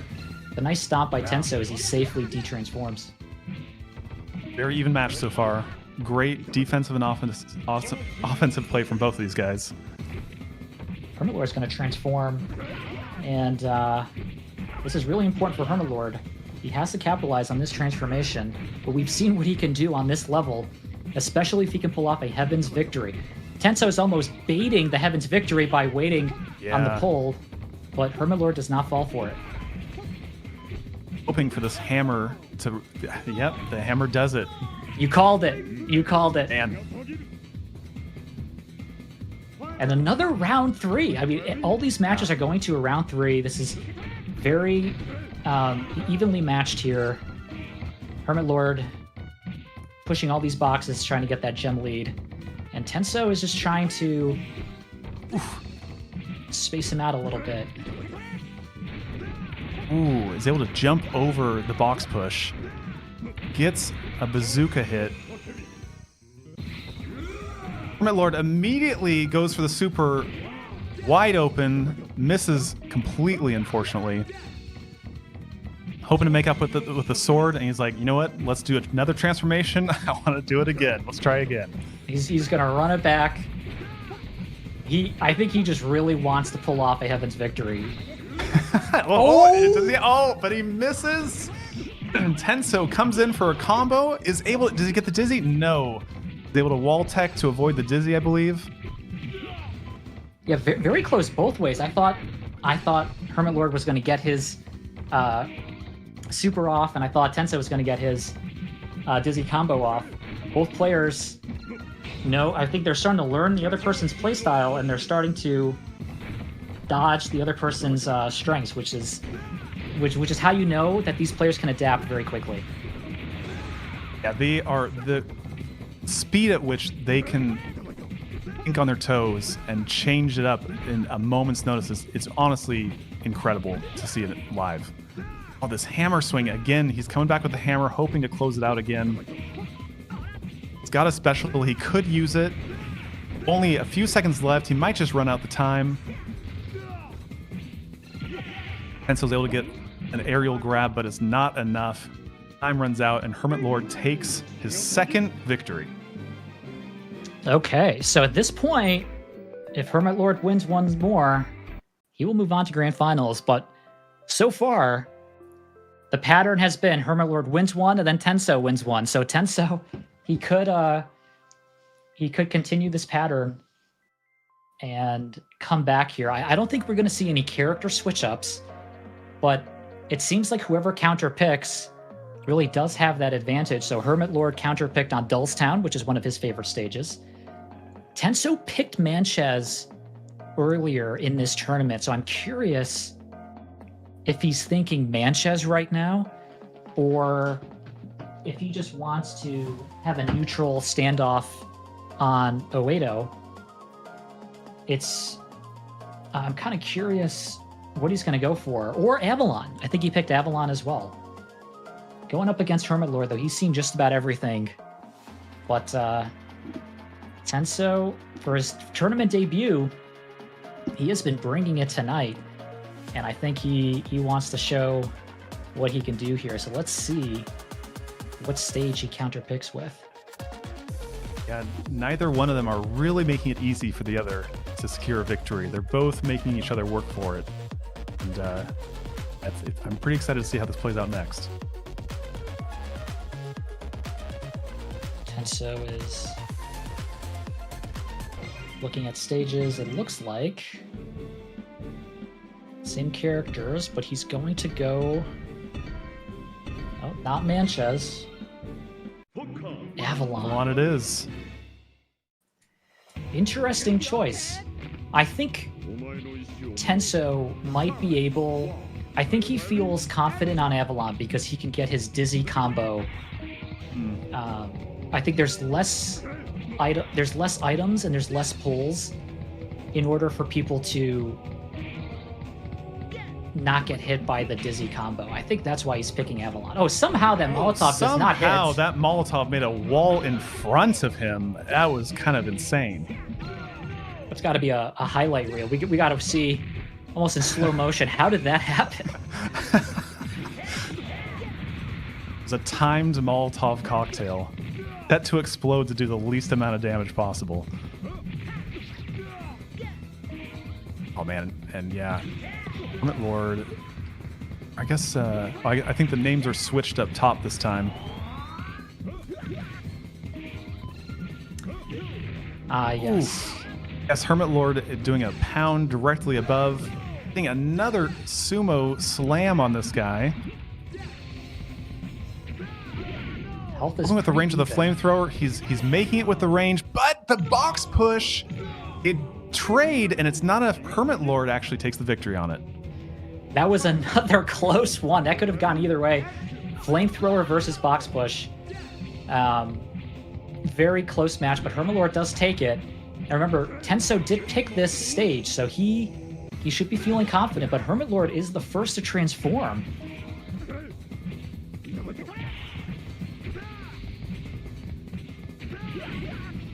Looks like the he's going flamethrower, it's really doing a good job of covering his bases so that Tenso can't quite get close enough and also can't get away.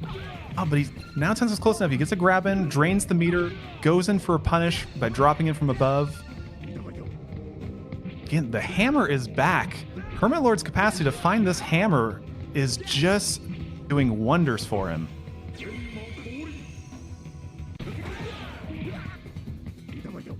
It's another transformation. He is close to securing his victory here if he can finish off Tenso. I know Tenso's going to put up a fight. It's not going to be easy.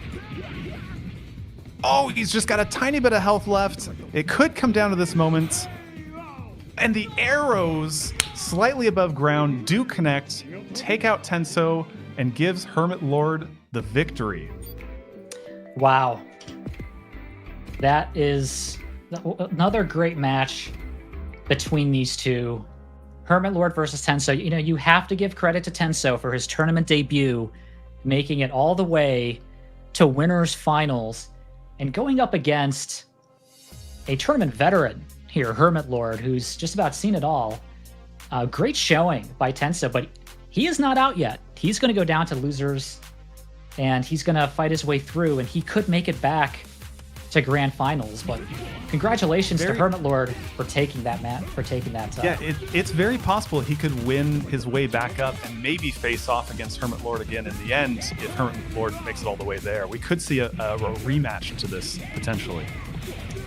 And it would be an incredible rematch. These players have not played each other before. You can see just how skilled they are and what they're able to pull off. Very close matches all around. And how quickly they're adapting to each other live on the spot. Yes. Really incredible high-level gameplay. You could see here with the counter pick here on Manchez. We haven't really seen a Heavens victory. Not too many. It's a little he had a few misses. He got one in, I think, during this matchup at least. He went with one immediately and got it connected, but definitely missed a couple others. It's not an easy one to pull off. It's not. Tenso is able to use that double jump and his maneuverability to try to get out of it. And that punch there, man. It is just, I mean, just looking at these, look at how incredible the intricate movement both of these players are exhibiting. That was when there's the miss, and then here's the combo follow-up, which he almost gets it and doesn't. So both players knew what they were going for and just barely missed out. Here we are on Avalon. That is crazy. We need a slow-mo on that later on. Yeah, we got it. What is that? That's I would argue criminal. I would love to know an explanation for that one for sure. That's wild. Yeah, some kind of analysis. We gotta look at that again. But there we have it, winners finals. So in a moment, we're going to go to break, and after our break, we're going to introduce our second mystery guest to join on commentary. Ray, hope you had a lot of fun. This was incredible. I really appreciate you coming on, commentating these matches. It's always great to see people from the community getting involved and participating. You started out as a player in our tournaments, and you're co-commentating today. It was a great experience overall, and I hope you had fun. And with this tournament series growth, we could look to have even more players in the future. I hope so. Yeah, honestly, it's been a joy, an honor, a privilege to be a part of this, both as a player and a commentator. It's been a lot of fun. Thank you so much for having me on. It's been a blast. I just love Power Stone. I love seeing the gameplay. I love to play the game. And it's great to see everyone come together like this. So best of luck to everyone at the tournament. Apologies if I said anything crazy during this, but yeah, I'm looking forward to many more Power Stone matches to come. Thanks, everyone. We're all looking forward to it. Really appreciate you hopping on, co-commentating. And with that, after winners finals, we're going to go to a break. And when we come back, we're going to go look at our losers bracket runs. And we're going to see how this turns out. It's been very interesting so far. So let's go to a break, and then we will come right back.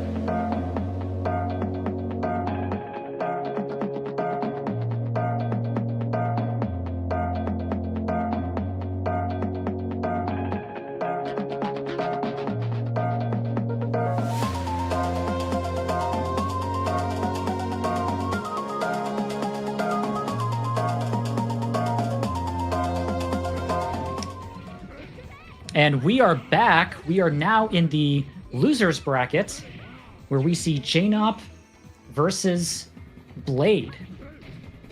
Looks like Jnaupe is the first to transform with Galuda. But also, we did a switch here, and during the break, we have our second mystery guest, and joining me on commentary is the one person I know who not only has the game on all 4 platforms, Xbox, PlayStation, Nintendo Switch, and Steam, but is also ranked top 10 in all of the platforms. And so this person has played just about everybody, and it's really great that we have him here with us co-commentating.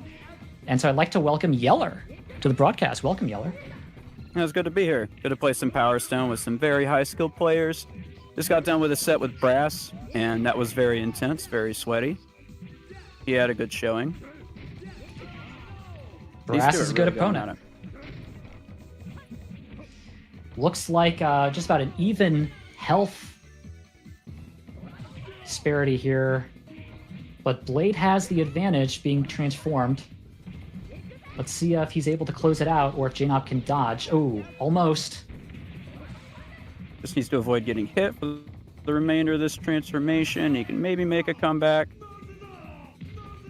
He's going to snag him with some Dragon Fangs. Hardest to dodge attack in the game. The Blade will go into Challenge 2 with a round 1 lead. So we've seen Jnaupe play as Galuda before, and he was inspired by HermitLord, actually. That's why he mains as Galuda. And going up against a Wang Tang is an interesting matchup. You see Blade utilizing Wang Tang's mobility here, but Jnaupe's got to get his hits in as he's transformed.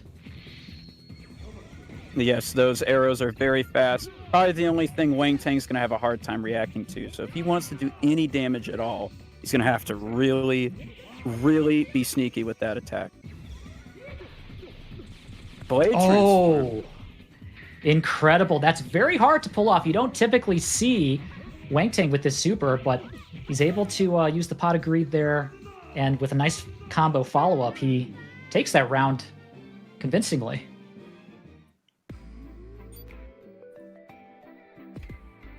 A very nice showing by Blade. Solid Wang Tang. Let's see if we see a character switch from Jnaupe. He's been representing quite a bit as of late. But his Galuda is very strong, as we just saw. Very strong Galuda. And I've been, one thing with Jnaupe I mentioned, he's playing from Europe right now. He's representing Spain. And so you can imagine the dedication it takes with the time zone differences. But one other kind of fun fact with Jnaupe is that he is actually ranked number 1 in Power Stone 2 on Steam. And so looks like a lot of that knowledge is able to transfer over to Power Stone 1. And looks like, wow, we're going to have a Wang Tang mirror match here. Despite how strong Wang Tang is, it's actually pretty rare as far as mirrors go. You usually see Falcon, maybe a Yame, not a Wang Tang mirror. He's going to transform. Spin out some Dragon Fangs. Stage design going to get a little bit in the way. That doesn't get a lot of mileage. Has a very minor life lead on Jnaupe. See if he turns it around. See a transformation here. Nice dodging. Just trying to zone him into that corner. He's able to get out of it. Okay, notice he's not going for the full 3-hit combo. He's kind of choosing his spots. Oh, nice scoop. But can he get a super off? He cannot. Smart move. That's probably the best thing for Wang Tang, as his supers are pretty weak. Nice air punch to counter that wall dive. Very sneaky wall dive.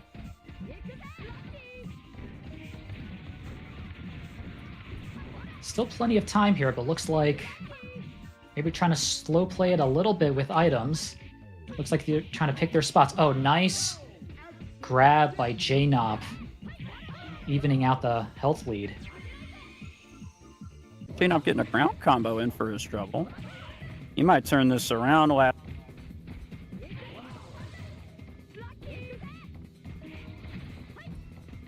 see, meter's about to run out. How is he gonna... Oh, the time runs out, and Jnaupe will take it. Nice round. Nice time up.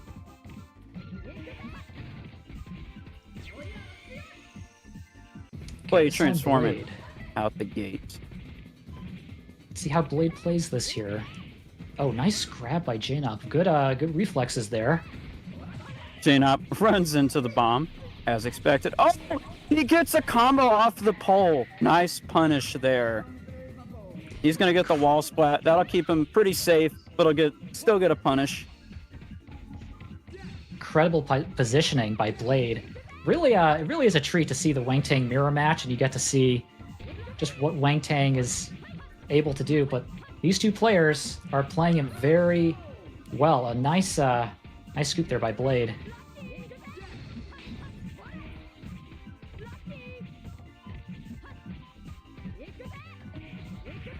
And grabs the Molotov. Nice box catch from Jnaupe. He's going to get immediately air grabbed. And Blade will go up around.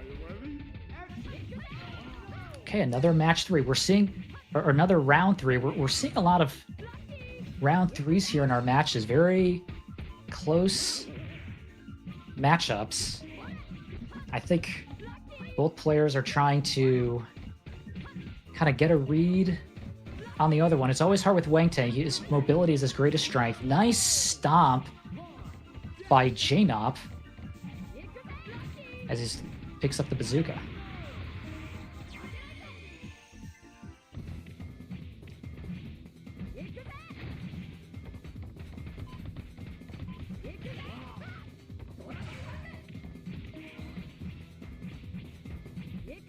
He's trying to dodge what he can. Trying to slow play it here. Oh, he gets scooped. He does get scooped, but he's able to detransform safely, which is what you want to do as Wang Tang, because he can definitely get punished if you get a little too close to them when detransforming. But Jnaupe has got a good life lead here as Blade just transforms. Now, Blade has to capitalize on this transformation. This is round 3. Looks like he's trying to zone him in. Oh, he's got the bazooka. Blade with the bazooka. Gets a hit in. Both players almost even life. He's going to combo Dragon Storm into Dragon Dance. And that'll close out game 2. Well, I typically don't see Dragon Dance this often. It's refreshing to see that from Wang Tang. Very hard to land, but it's definitely a cool looking super. So at that point, so Blade has won that match, and Jnaupe now has to decide who he wants to play at.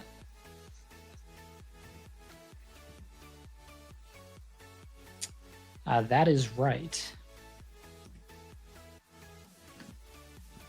Yep, so that's... If this is best of 3, Blade just took that set. Very nice showing as Wang Tang. Yeah, Blade did win that convincingly. It's nice to see the Wang Tang mirror matchup. I think that's always a treat. But here we go as we queue up our replays. First match was on Tongon. We saw Jnaupe start out as Galuda. Here we see Dragon Dance, which we don't see too often. But always nice to see from Wang Tang.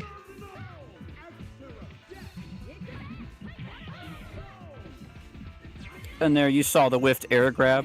Typically not something you see from Wang Tang, as he's pretty strong. It's a ground combo. There's the time up from Jnaupe. Easy way to close out the round. And then there's Blade's fantastic pole punish into super. Very rare super to land. Air grab to close out the round by Jnaupe. Very impressive.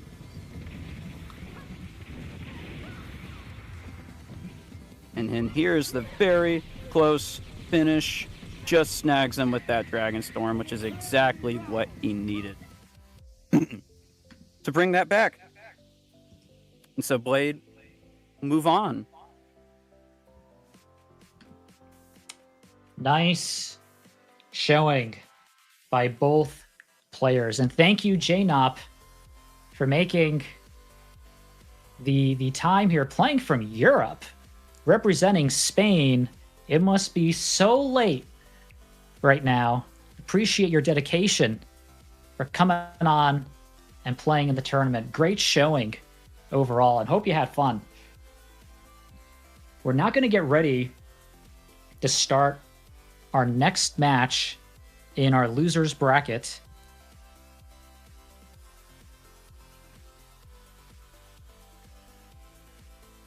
And it's going to be between Blade and Brass. Now, Blade is showing us ready. We need, once Brass readies up, the lobby will start. We saw Brass play as Gunrock before, and so it's a safe bet that Brass will go as Gunrock, but I don't know, Yeller. Who do you think Blade's going to play as this time?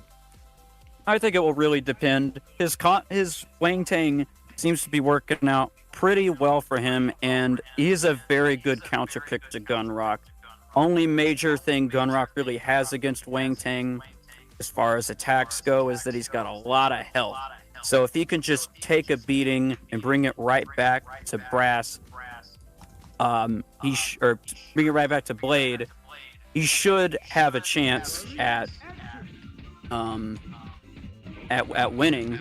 But he's going to have to rely on that big health pull. But here we see a character switch to Rouge right out the gate. And Rouge is a very good counter to Gunrock, as she has mostly area of effect attacks, as well as a really solid grab range. And there we saw just immediately gets an air grab on him. And he will transform 20 seconds into this map. Yeah, really early transformation here. We know what Brass can do when he gets that momentum, and so if Bladestar can keep Brass at bay, then that's really the strategy here. But Brass was able to get a nice combo there for a punish. Not quite evening up the health lead, but closing that gap as both players are kind of jockeying here during Power Stone Neutral. Getting most of that health back. Has about a 2-bar life lead on Brass. Brass very smartly using dive kick. Catches him on the pole with the bazooka, and now he's transformed. Very nice.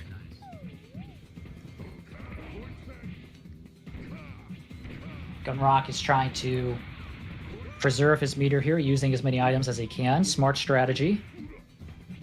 Oh, but that hit does it with that rock throw, and Brass is going to take round one. Very wise on the pole hopping there. Almost evades the sword. Nice box throw trade to start the round. Blade will take another one to the face.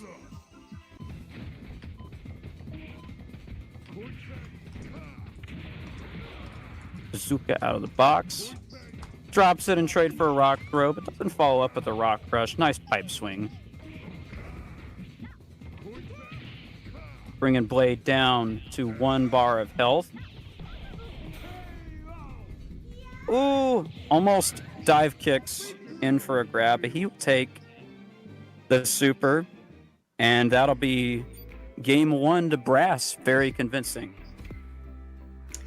Now, I don't think Brass has ever played Blade before, and so this is one of those situations where the players have to figure out each other's play style. Brass has a lot of experience playing players on both PlayStation and on Steam, and so it could give Brass a bit of an advantage with that experience, and Blade needs to kind of adapt to Brass's style, and looks like he's going to go with Galuda and have a large lad battle.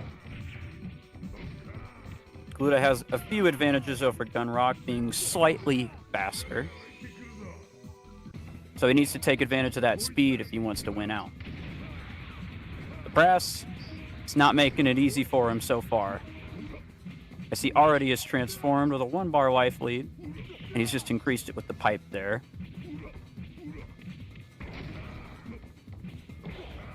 Oh, Brass is going to go for a super, rock and roll, and if he can get those hits, there it is. He doesn't typically go for a super, but he has been. This tournament's been interesting to see.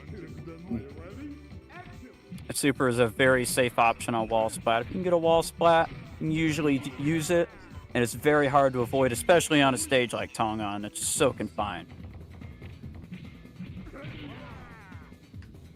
Nice box throw by Blade. He's turning this around with a transformation of his own.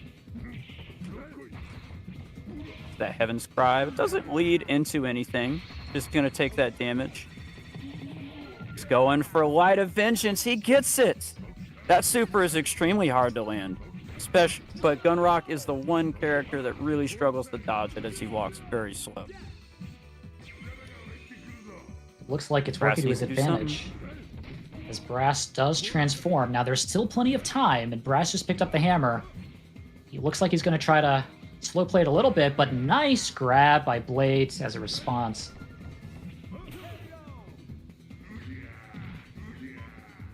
He survives the transformation and gets a stomp punish to close the round. Going to another round 3 here in our match. Nice throw by Blade. Blade is going to be the first to transform. Let's see what he can do. We haven't seen a Heaven's Victory in a while, and Gunrock is a big character. We could see one. Goes for Heaven's Cry. Doesn't combo into a second one, even though he has plenty of meter.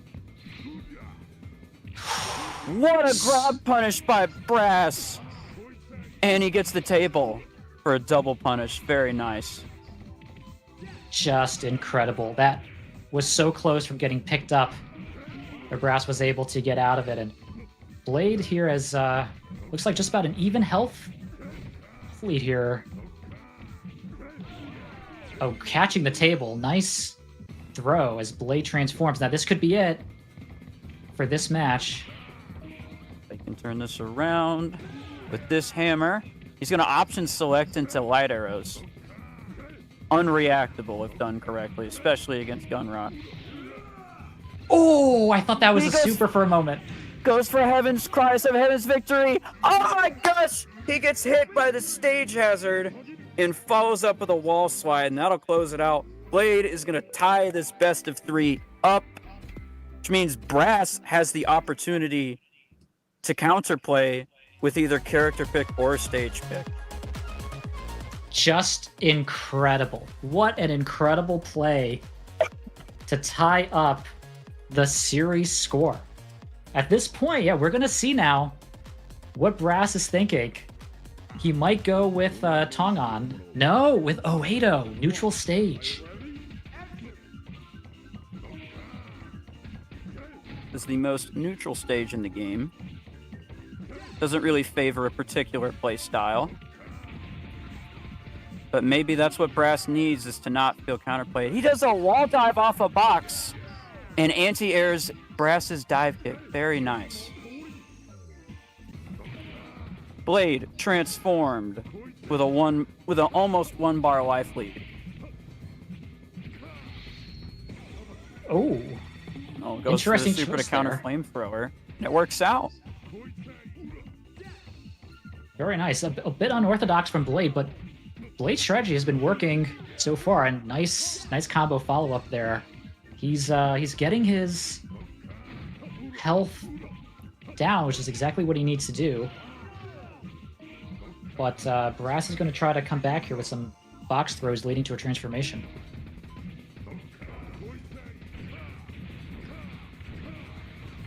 Opens the chest, gets a bazooka.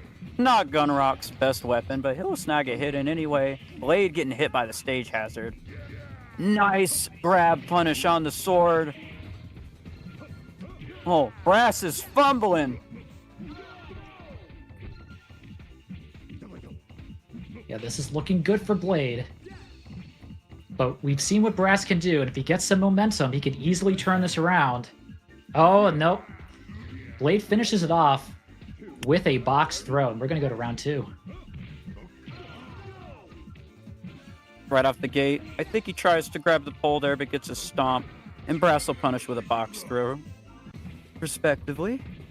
He will transform.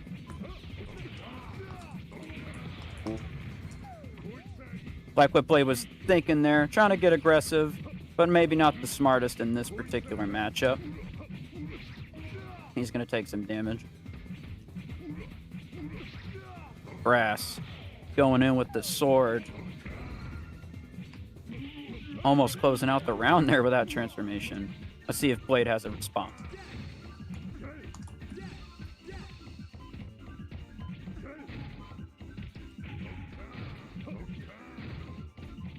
Brass using box block tech. Almost punishes the dive kick with a grab. Goes into a combo. Does not get the full combo, though. The Brass will maintain the life lead and the gym lead. And that pole dive is going to bring this to game 3, round 3. Nice combo by Blade. A lot of round 3s here in our matches. Shows how close of a matchup these are. And I don't think these players have played each other before. And so it's interesting to see how they are adapting to each other, but looks like Brass is going to be the first to transform. And if Brass can get his momentum, it could be it, but Blade's been doing a nice job keeping him at bay.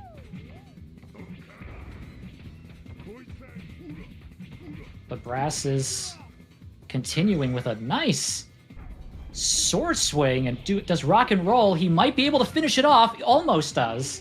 Super almost kills. Blade is a one-touch right now. Anything that is not a stage hazard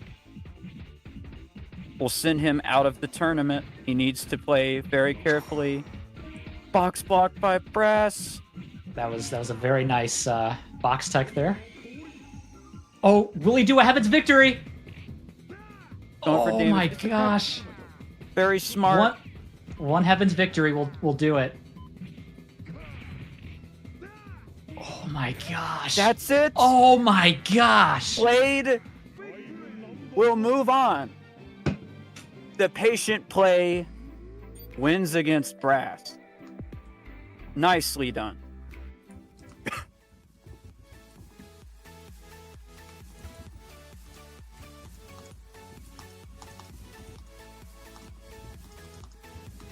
What a showing by Blade.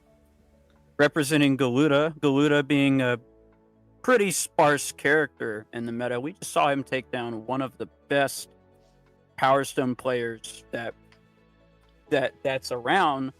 Brass always dominating the PSN and the Steam matchmaking.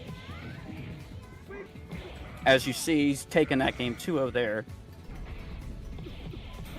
Just demolishing that Rouge.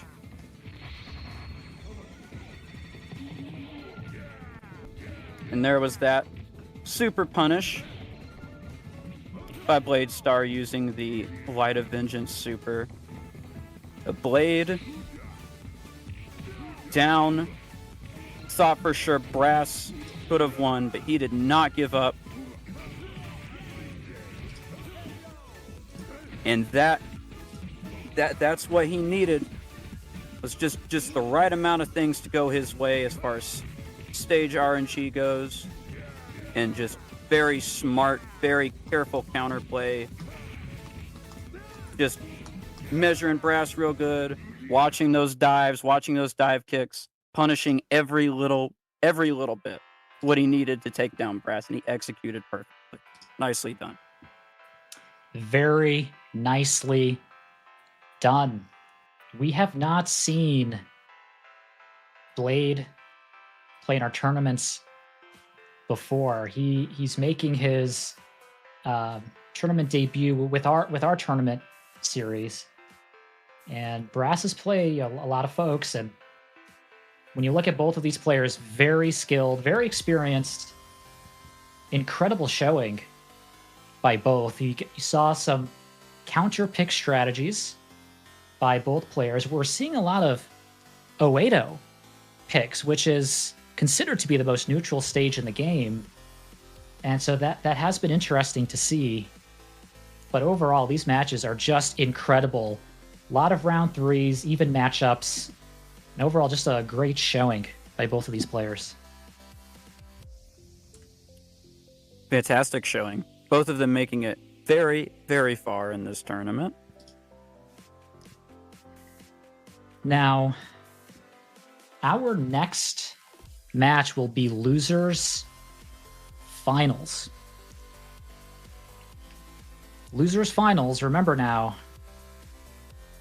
is a best of 5. And so the first person to win 3 matches moves on. It will be between Blade and Tenso. Now remember, Tenso made it to Winners Finals, lost to HermitLord, and is now back in Losers Bracket here, Losers Finals. And so if Tenso wins this, it'll be another rematch between Tenso and HermitLord, as HermitLord's waiting in the wings. But looks like we're going to be... Players are getting ready in the lobby. Readied up. I wonder now, with Tenso, typically plays as Falcon. We know who he's going to pick. Looks like Blade is going to play as Ayame. What do you think of that matchup, Yeller? This matchup could really go either way. Both of these characters are very strong in the meta. Ayame might have a slight edge, as she has a pretty easy job dodging just about anything Falcon can throw her way. But Falcon is in a similar position against Ayame, so this is mainly going to be about who's better at exploiting the other character's weaknesses and who can execute on the more counter-efficient attacks per character.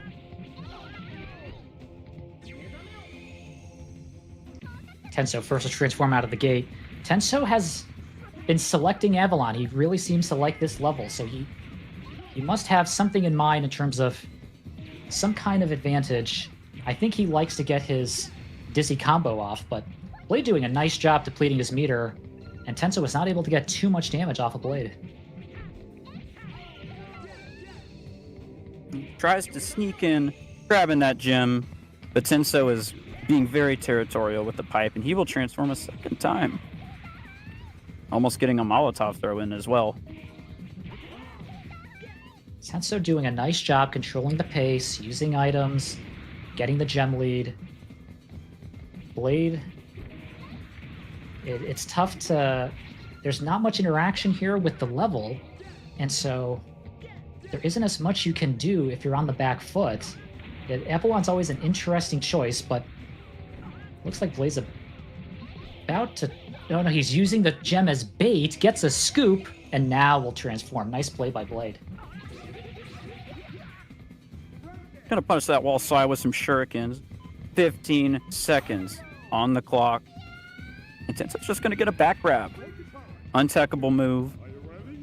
And he will get around on Blade in this best of 5. Both players playing a very, very tight neutral. Tenso gonna get a dive kick. He'll take the gym lead.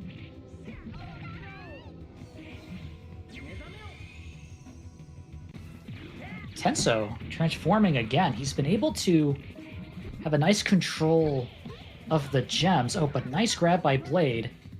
Blade's got to get some early hits in and try to get that transformation, because whoever transforms on this level really has an advantage, because there's not much else you can do. But Tenso's able to get some good hits there with the missiles. Survives the transformation with very little health, but he will get back grab for his trouble. Let's see if he can counter with the transformation of his own.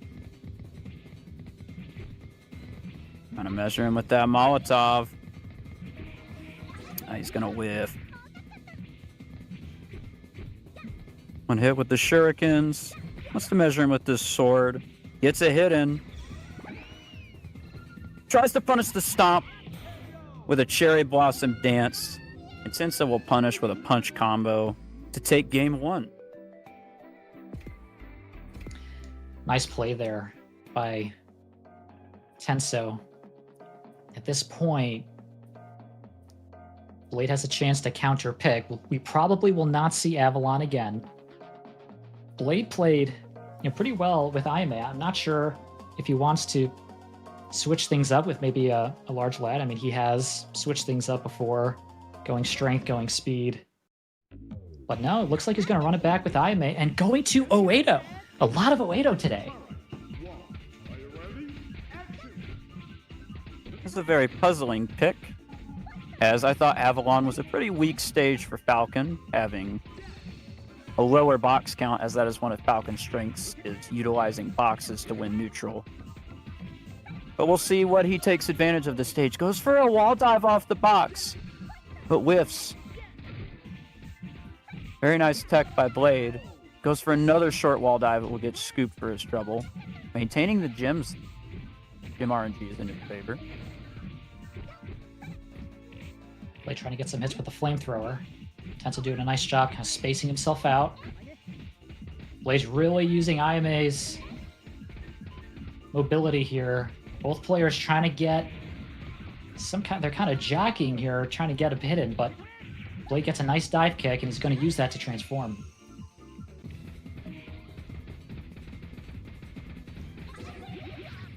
Blade unable to do any sufficient damage up to this point. He's at a life deficit with the transformation. Don't really see that too much, especially when Tenso hasn't even got the transformation this round. Oh, I haven't seen that Yeller. Cherry Blossom into the command grab. I haven't seen that before. It's a fantastic combo. Yes, it's actually relatively common. I haven't seen it. I gotta pick that up. I gotta pick that up with my Ayame. That was a really, really nice. I mean, I've never used that before. I should start using that. Blade made that look incredible. Great play there by Blade. Hey, I used to do that all the time. Here comes Power Rocket. This will probably end it. Tenso taking the safe option, make sure he can't get punished without dealing damage to Blade. Nice dive kick by Blade. Nice read there.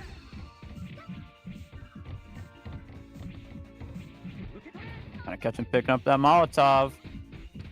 Nice jumping by Blade to avoid a box throw. He tries a Molotov throw. Doesn't get a hit in. Bottle will break. No flame hit. He's going to scoop that flamethrower right out of Tenso's hands. Now Blade with the gem lead and a sword.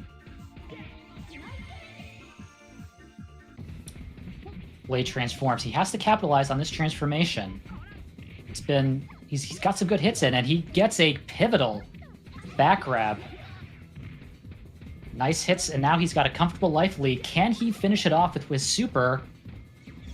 Looks like he's going to go for it here. He's going to go the safe route. And there it is. Tenso got... I think he tried to grab Ayame out of it, but was just far away enough. The Shurikens was able to finish him off. We have found the limit on Falcon's grab range, apparently. He just doesn't get the grab punish in.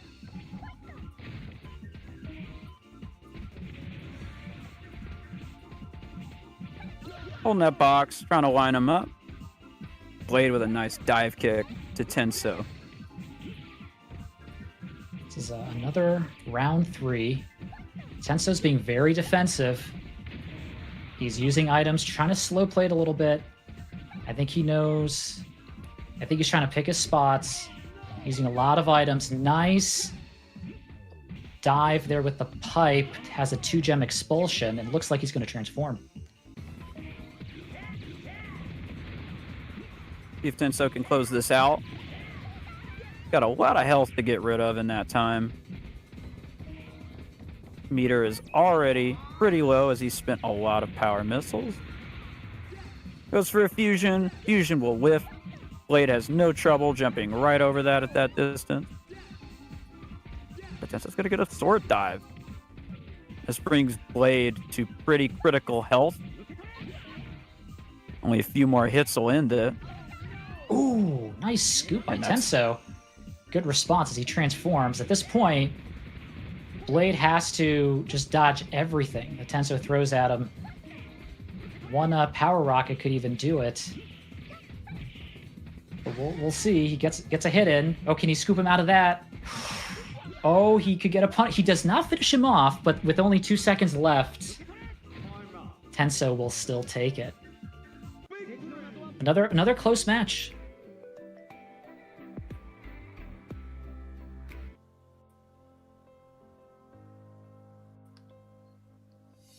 Now remember, this is a first to 3. It's losers finals. Tenso with a comfortable lead.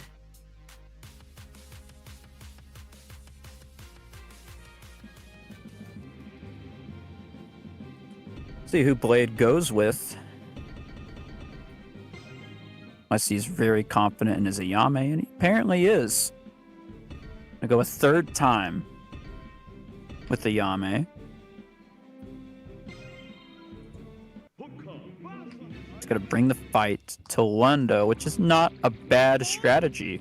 This gives Ayame extra room to run around. The Falcon, in exchange, will get more boxes. So he's going to need to take advantage of her speed. He wants any chance of bringing this back.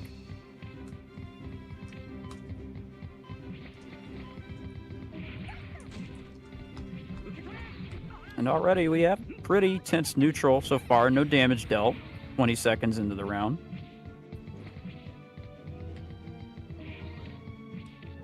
Both Drop the players bazooka. are playing some neutral here. Tenso is trying to position himself here with the flamethrower. It's tricky on Lundo with the uneven surfaces. Sometimes the flames look like they'll hit, but then they don't. So try and do some tricky positioning. Blade doing a nice job dodging, but looks like both players are playing rather defensively as Tenso is first transform. So going to start off the transformation with a flamethrower, but he's going to get grabbed by Blade. Tries to immediately follow up with pole dive, and he's going to eat a back grab. That'll bring him to about half health. Power rocket incoming. Power rocket. Oh, that was some really nice dodging by Ayame. I thought maybe we could hit at least once, but that was using Ayame to your advantage. 10 seconds left. Blade needs to approach and do something. He's going to get an air grab. Hit him one more time. Tenso's barely going to have the life lead, and he's going to take this round, which means he will be at game point. If Blade loses another round, Tenso will move on, and he will be eliminated from the tournament. Yeah, Blade's making some great plays here. He's just not getting the damage that he needs against Tenso. Tenso's doing a nice job spacing things out. And oftentimes that could be the difficulty with Ayame, is just doing the damage. So he has to maybe get a good item or an early gem lead. He wants to turn this around.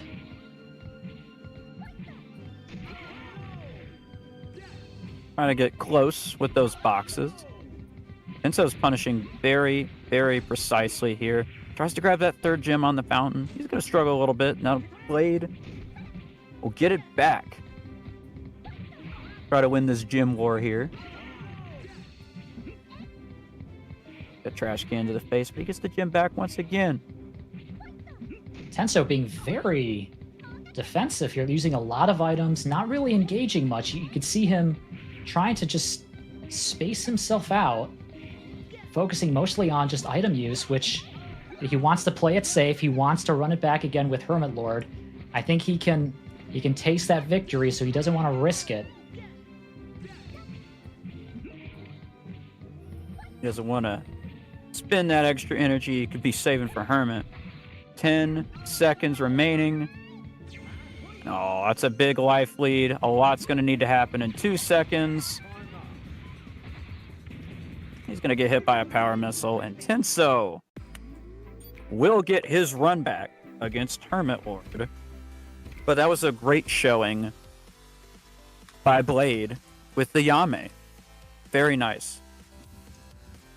And with everybody that he played. Excellent. Wow, what a losers finals there. I mean, we have seen these players fight their way through incredibly close matches. A lot of strategy here. I think we've seen the theme of strength versus speed. We've seen the theme of experience versus up-and-comer. And overall, just a great showing by all of these players who've come to play in this tournament tonight.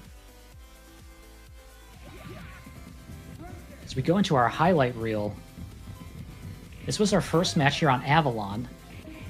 Pivotal back throw by Tenso here. Tenso's doing a good job controlling the gems. Did not want any kind of pulls or anything to distract away from what he can do.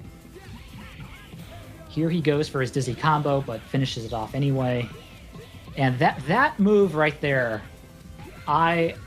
what a fantastic combo by IMA. Just executed that textbook perfect. Here we are on 080. A lot of 080 stages today. We've seen that. Blade doing a nice job playing it safe there with his super. See, when Blade can transform, he can get some damage in, but it's just tough to get these hits, and that's the thing with IMA. Great at dodging, but sometimes tough to do the damage needed. You can see Tenso maintaining control of the gems, getting the hits he needs when he transforms. And that closes out losers finals.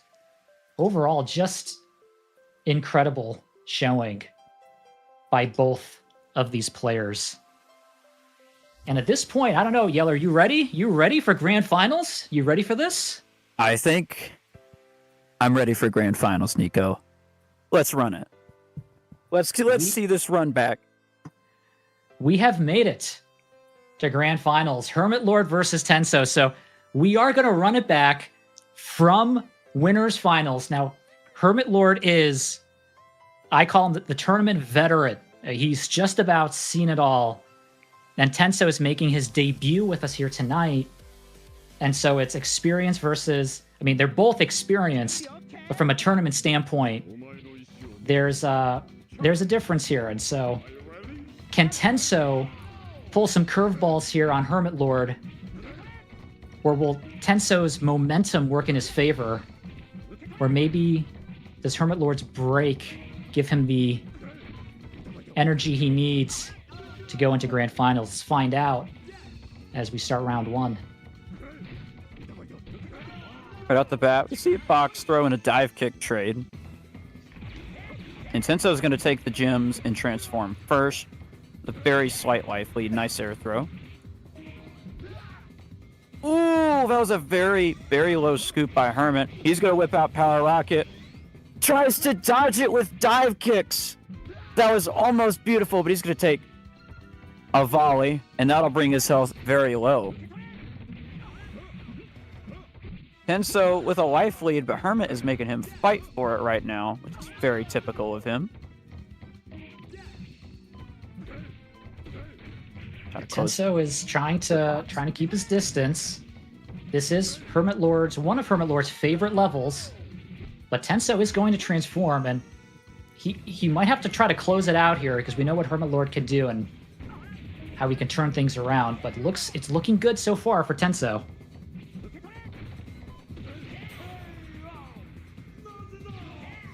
Nice power missile by Tenso there. He's going to close it out. Challenge 2 of Game 1 Grand Finals is underway.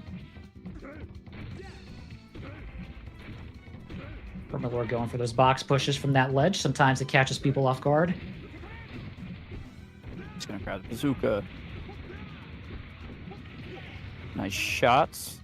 And so dodging. He's going to drop the ceiling fan on Hermit. Very nice use of the environment. When he gets greedy, he's going to take a box push. Hermit's favorite weapon, the hammer. He gets us, snags him with that hammer. Very meaty damage. And now Hermit's transformed, evening that life lead. No longer a life lead. Tenso doing a nice job depleting HermitLord's meter. HermitLord's going to try to go for a hammer. Oh! Goes for a Heaven's Victory, misses, and Tenso's going to do... No, he does not get the punish. HermitLord responds with a back grab, putting Tenso on his back foot, and transforms again. Denying that reset. 1 bar left. Gets a box throw. That'll bring us to final challenge of game 1. Just shows how fast HermitLord can turn things around. Just like that. Round 3. Players are kind of trying to find an advantage here with boxes. Tenso getting the first hit. At this point, you know both players have kind of learned each other's play style. Nothing should be too much of a surprise. Hermit goes in for a grab immediately. You know, almost gets it, but he'll get tech. And so getting a grab of his own, however.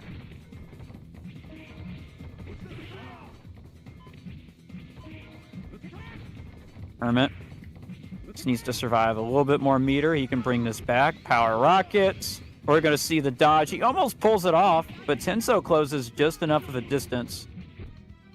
Oh no! He combos the Molotov with a wall dive, but takes some damage in return. That was a risky move by HermitLord for a round 3. I think he thought he was going to get it. It was actually quite a brilliant idea. Just happened to land right in the fire and kind of traded there a little bit. But it does put him on his back foot. Oh, and Tenso takes it. I think that's a highlight there. We got to see that wall dive again into the Molotov. But it just goes to show that any moment can really turn things around, especially with high-level players like this. You saw there Tenso taking advantage of Falcon's movement to alleviate some of the pressure that HermitLord usually puts on people. That's his main strategy, approaching close with a box, getting you scared, hope you make a mistake, and getting a boxer in there. But Tenso was not having it. See if he keeps that mindset up going into game 2.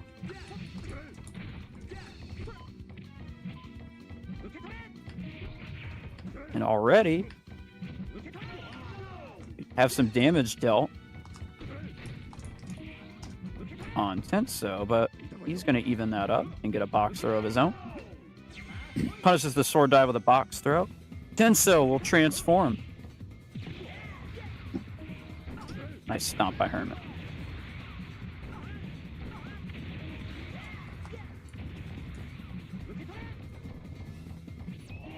Cornering him.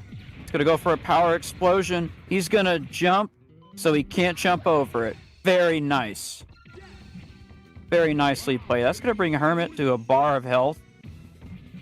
But he's going to transform. See if he can turn things around. Maybe get a lead on Tenso to make up for that round 1 loss. Tenso's doing a nice job dodging, but HermitLord is using items to maintain his meter. Smart strategy. Oh, he's going to go for... Oh, he misses Heaven's Victory. Almost gets it. And Tenso is able to punish by getting that box push, taking round 1.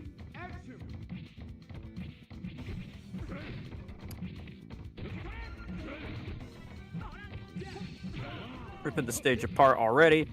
Ooh! He hits him with the box on the pole, but does not follow up with a dive kick, so Tenso will retain a gem. A nice box throw there in the corner, as you saw, applying that pressure. Hermit's going to transform with the pipe. Getting a swing. I don't- Very nice. I don't know if we've seen a Heaven's Victory from HermitLord yet. Oh, he doesn't need to do it. He's getting the hits in with the pipe. Tenso's got 1 HP and a dream. Can he bring it back? Oh, he cannot. We'll take a light arrow. And we'll go into final challenge once more. Seems to be the theme today. Tries for a wall slide. Gonna get dive kick as a punish. Tenso's the first to transform. Tenso's been doing a good job controlling the gems throughout the night. Nice came there. He's going to use the bazooka to try to maintain his power meter. Power rocket's probably coming soon. Goes for power explosion instead. Hermit's gonna air grab. And he's gonna go for a stomp punish as a double punish. That's pretty big damage. Definitely an Tenso. optimal way to punish. Tenso just keeps getting his transformations in. HermitLord's really on the back foot. We know HermitLord can turn things around, but he has to survive this transformation. Oh, and just like that, Tenso takes the second match. So remember, HermitLord comes into this with a 1-match advantage. And so technically, HermitLord actually does have 1 on the board. Tenso just won 2. And so if Tenso wins 1 more, then that would be quite a story for Tenso to take it back. But we still have more to go here. HermitLord's going to counter pick on Tongan, which is a good stage for Galuda, as he has plenty of items to throw and to push at Tenso. Bit of a double-edged sword. Falcon's double jump is less useful here, however. He's going to have a much harder time dodging Power Rocket, as the Power Rocket dodge does not work on this stage due to that low ceiling. But Hermit does not care because he's going to transform. Take a 2-bar life lead on Tenso. Wow. Just like that. 2 hammer swings will do it. Hermit with the hammer. Always dangerous.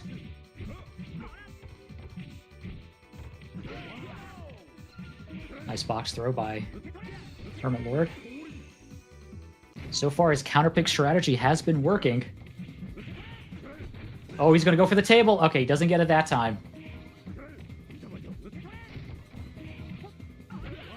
Drops the pistol. Probably smart. Falcon doesn't have much hard time dodging it, but he's going to get the sword dive. Nice ground swings. He's applying a bunch of pressure.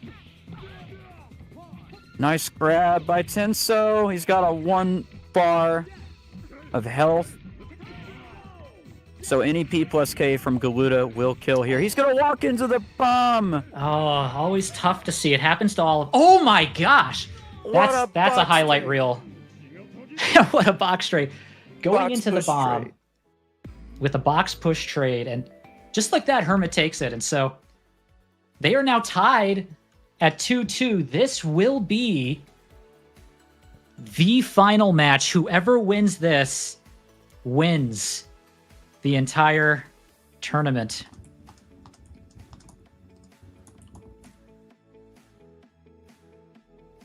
Tenso has the chance to counter pick, so a slight advantage may go to Tenso. Tenso has been picking Manchez and Avalon, but he goes to Oedo. A lot of Oedo today. Very popular pick.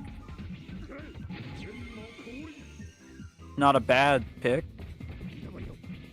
Seems to be working out in favor of Hermit, however.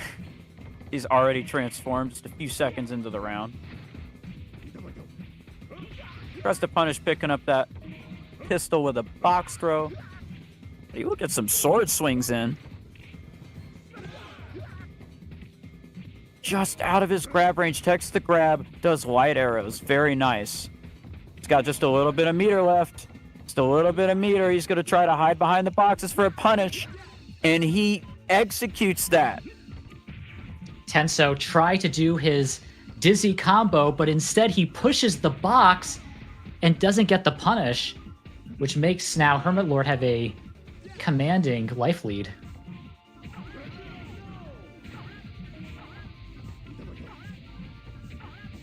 Tenso has the ability to transform, but he's going to hold on to that flamethrower. He wants every bit of damage going into transformation because he is a one-touch. He tries to finish with a ground combo, but he gets DP'd.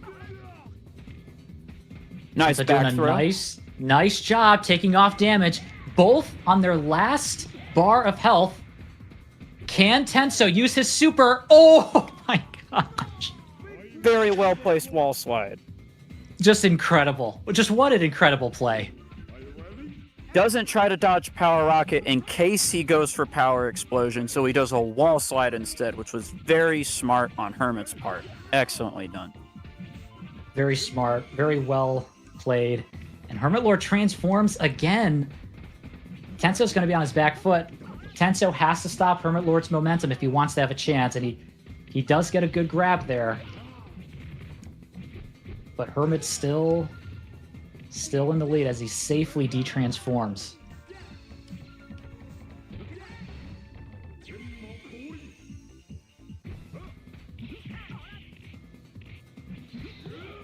Hermit transforming again. Gets the Heaven's Cry. Will Heaven's Victory kill? It will. And that means that Hermit is our Steam Tournament champion. Fantastic match. Just incredible way to finish off this tournament. Tenso almost brought it back after facing HermitLord in winner's final. He was able to, I think he was able to download HermitLord a little bit, but HermitLord comes out on top, winning Grand Finals and maintaining the status of tournament veteran. As we look at our highlight reel here, first match was in Avalon. You can see Tenso doing a nice job controlling the gems. Gets his win here as well. We go to Oedo, which we've seen a lot throughout the night. Seems to be a common theme. Looks like these replays... looks like this is actually... There we go. There we go. So Tenso here is with HermitLord on Dullstown, one of HermitLord's favorite levels. And Tenso doing a good job controlling the gems. And here's when he goes for his combo, misses, and HermitLord's able to get that damage dealt with the back, over the shoulder back grab. But just look at how close, just look at how intricate some of these moves are. Sometimes down to just critical moments that can make all the difference. He misses Heaven's Victory. He goes for his combo, but he didn't need it that time. Pushes the box.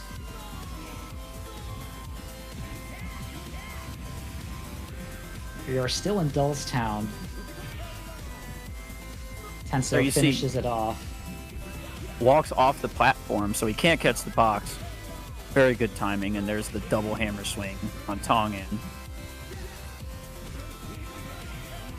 Yeah, this really there's the box push trade, just incredible to see. You don't see it too often. Just an incredible tournament moment.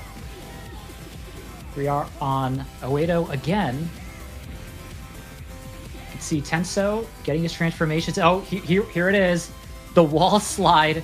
It could have gone either way. I was expecting a power rocket, but HermitLord is able to get his wall slide in first, and this was the finisher of the tournament.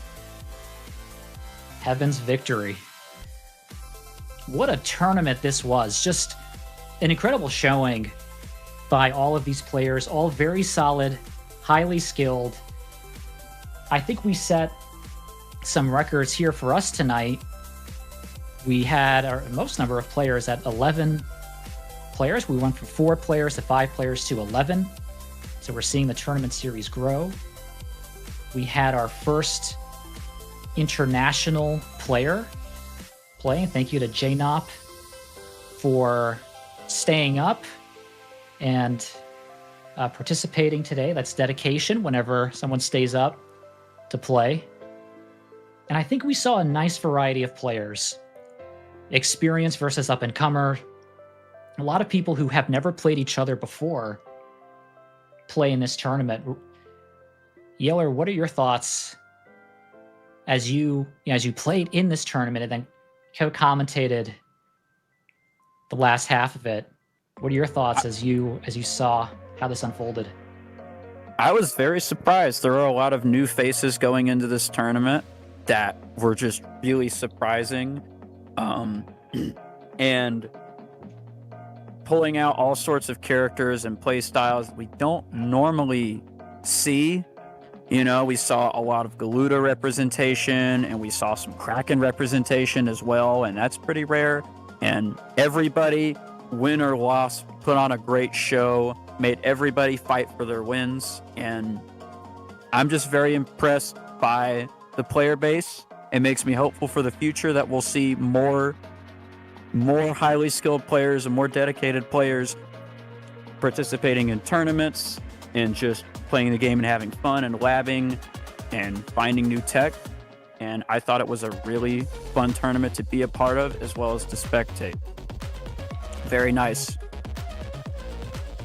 And all of these players, we're always looking for online friendlies. And so although we've all played here tonight, it doesn't end here. And so if you played someone here, you haven't played someone before, I am sure they would love to play you again online. We want to help grow the overall Power Stone community and bring more people into this game. And my hope is as more people see how fun this is, more people will play. So feel free to reach out, play everyone in online friendlies. It's really a way to get to know everyone and also just to get better. It's a great way of learning new techniques and figuring out what else this game has to offer. But as we close, I just want to thank all the players for coming out playing tonight. This was a fantastic tournament. I hope everyone here had fun. I want to thank everyone behind the scenes, including Jack, who's helping run the stream here. Our first mystery guest, Ray, who co-commentated the first half of the event, and Yeller, who both played and co-commentated the second half of the event. Really appreciate you guys coming on, helping out. It's always great to see folks from the community participate, and that's really what it's about. We want to bring folks together. And so I hope everyone here had fun. Does not end here. Stay tuned. We'll be running some more events into the future. I think we'll have some exciting announcements to make throughout the year. But with that, Yeller, anything else you'd like to say?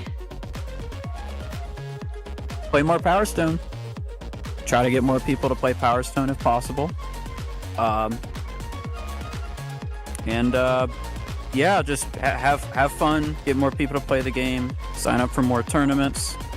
We want to grow as much as we can, and this was a great stream and a great showing by everybody. So thank you all. Thank you, everyone. Until next time.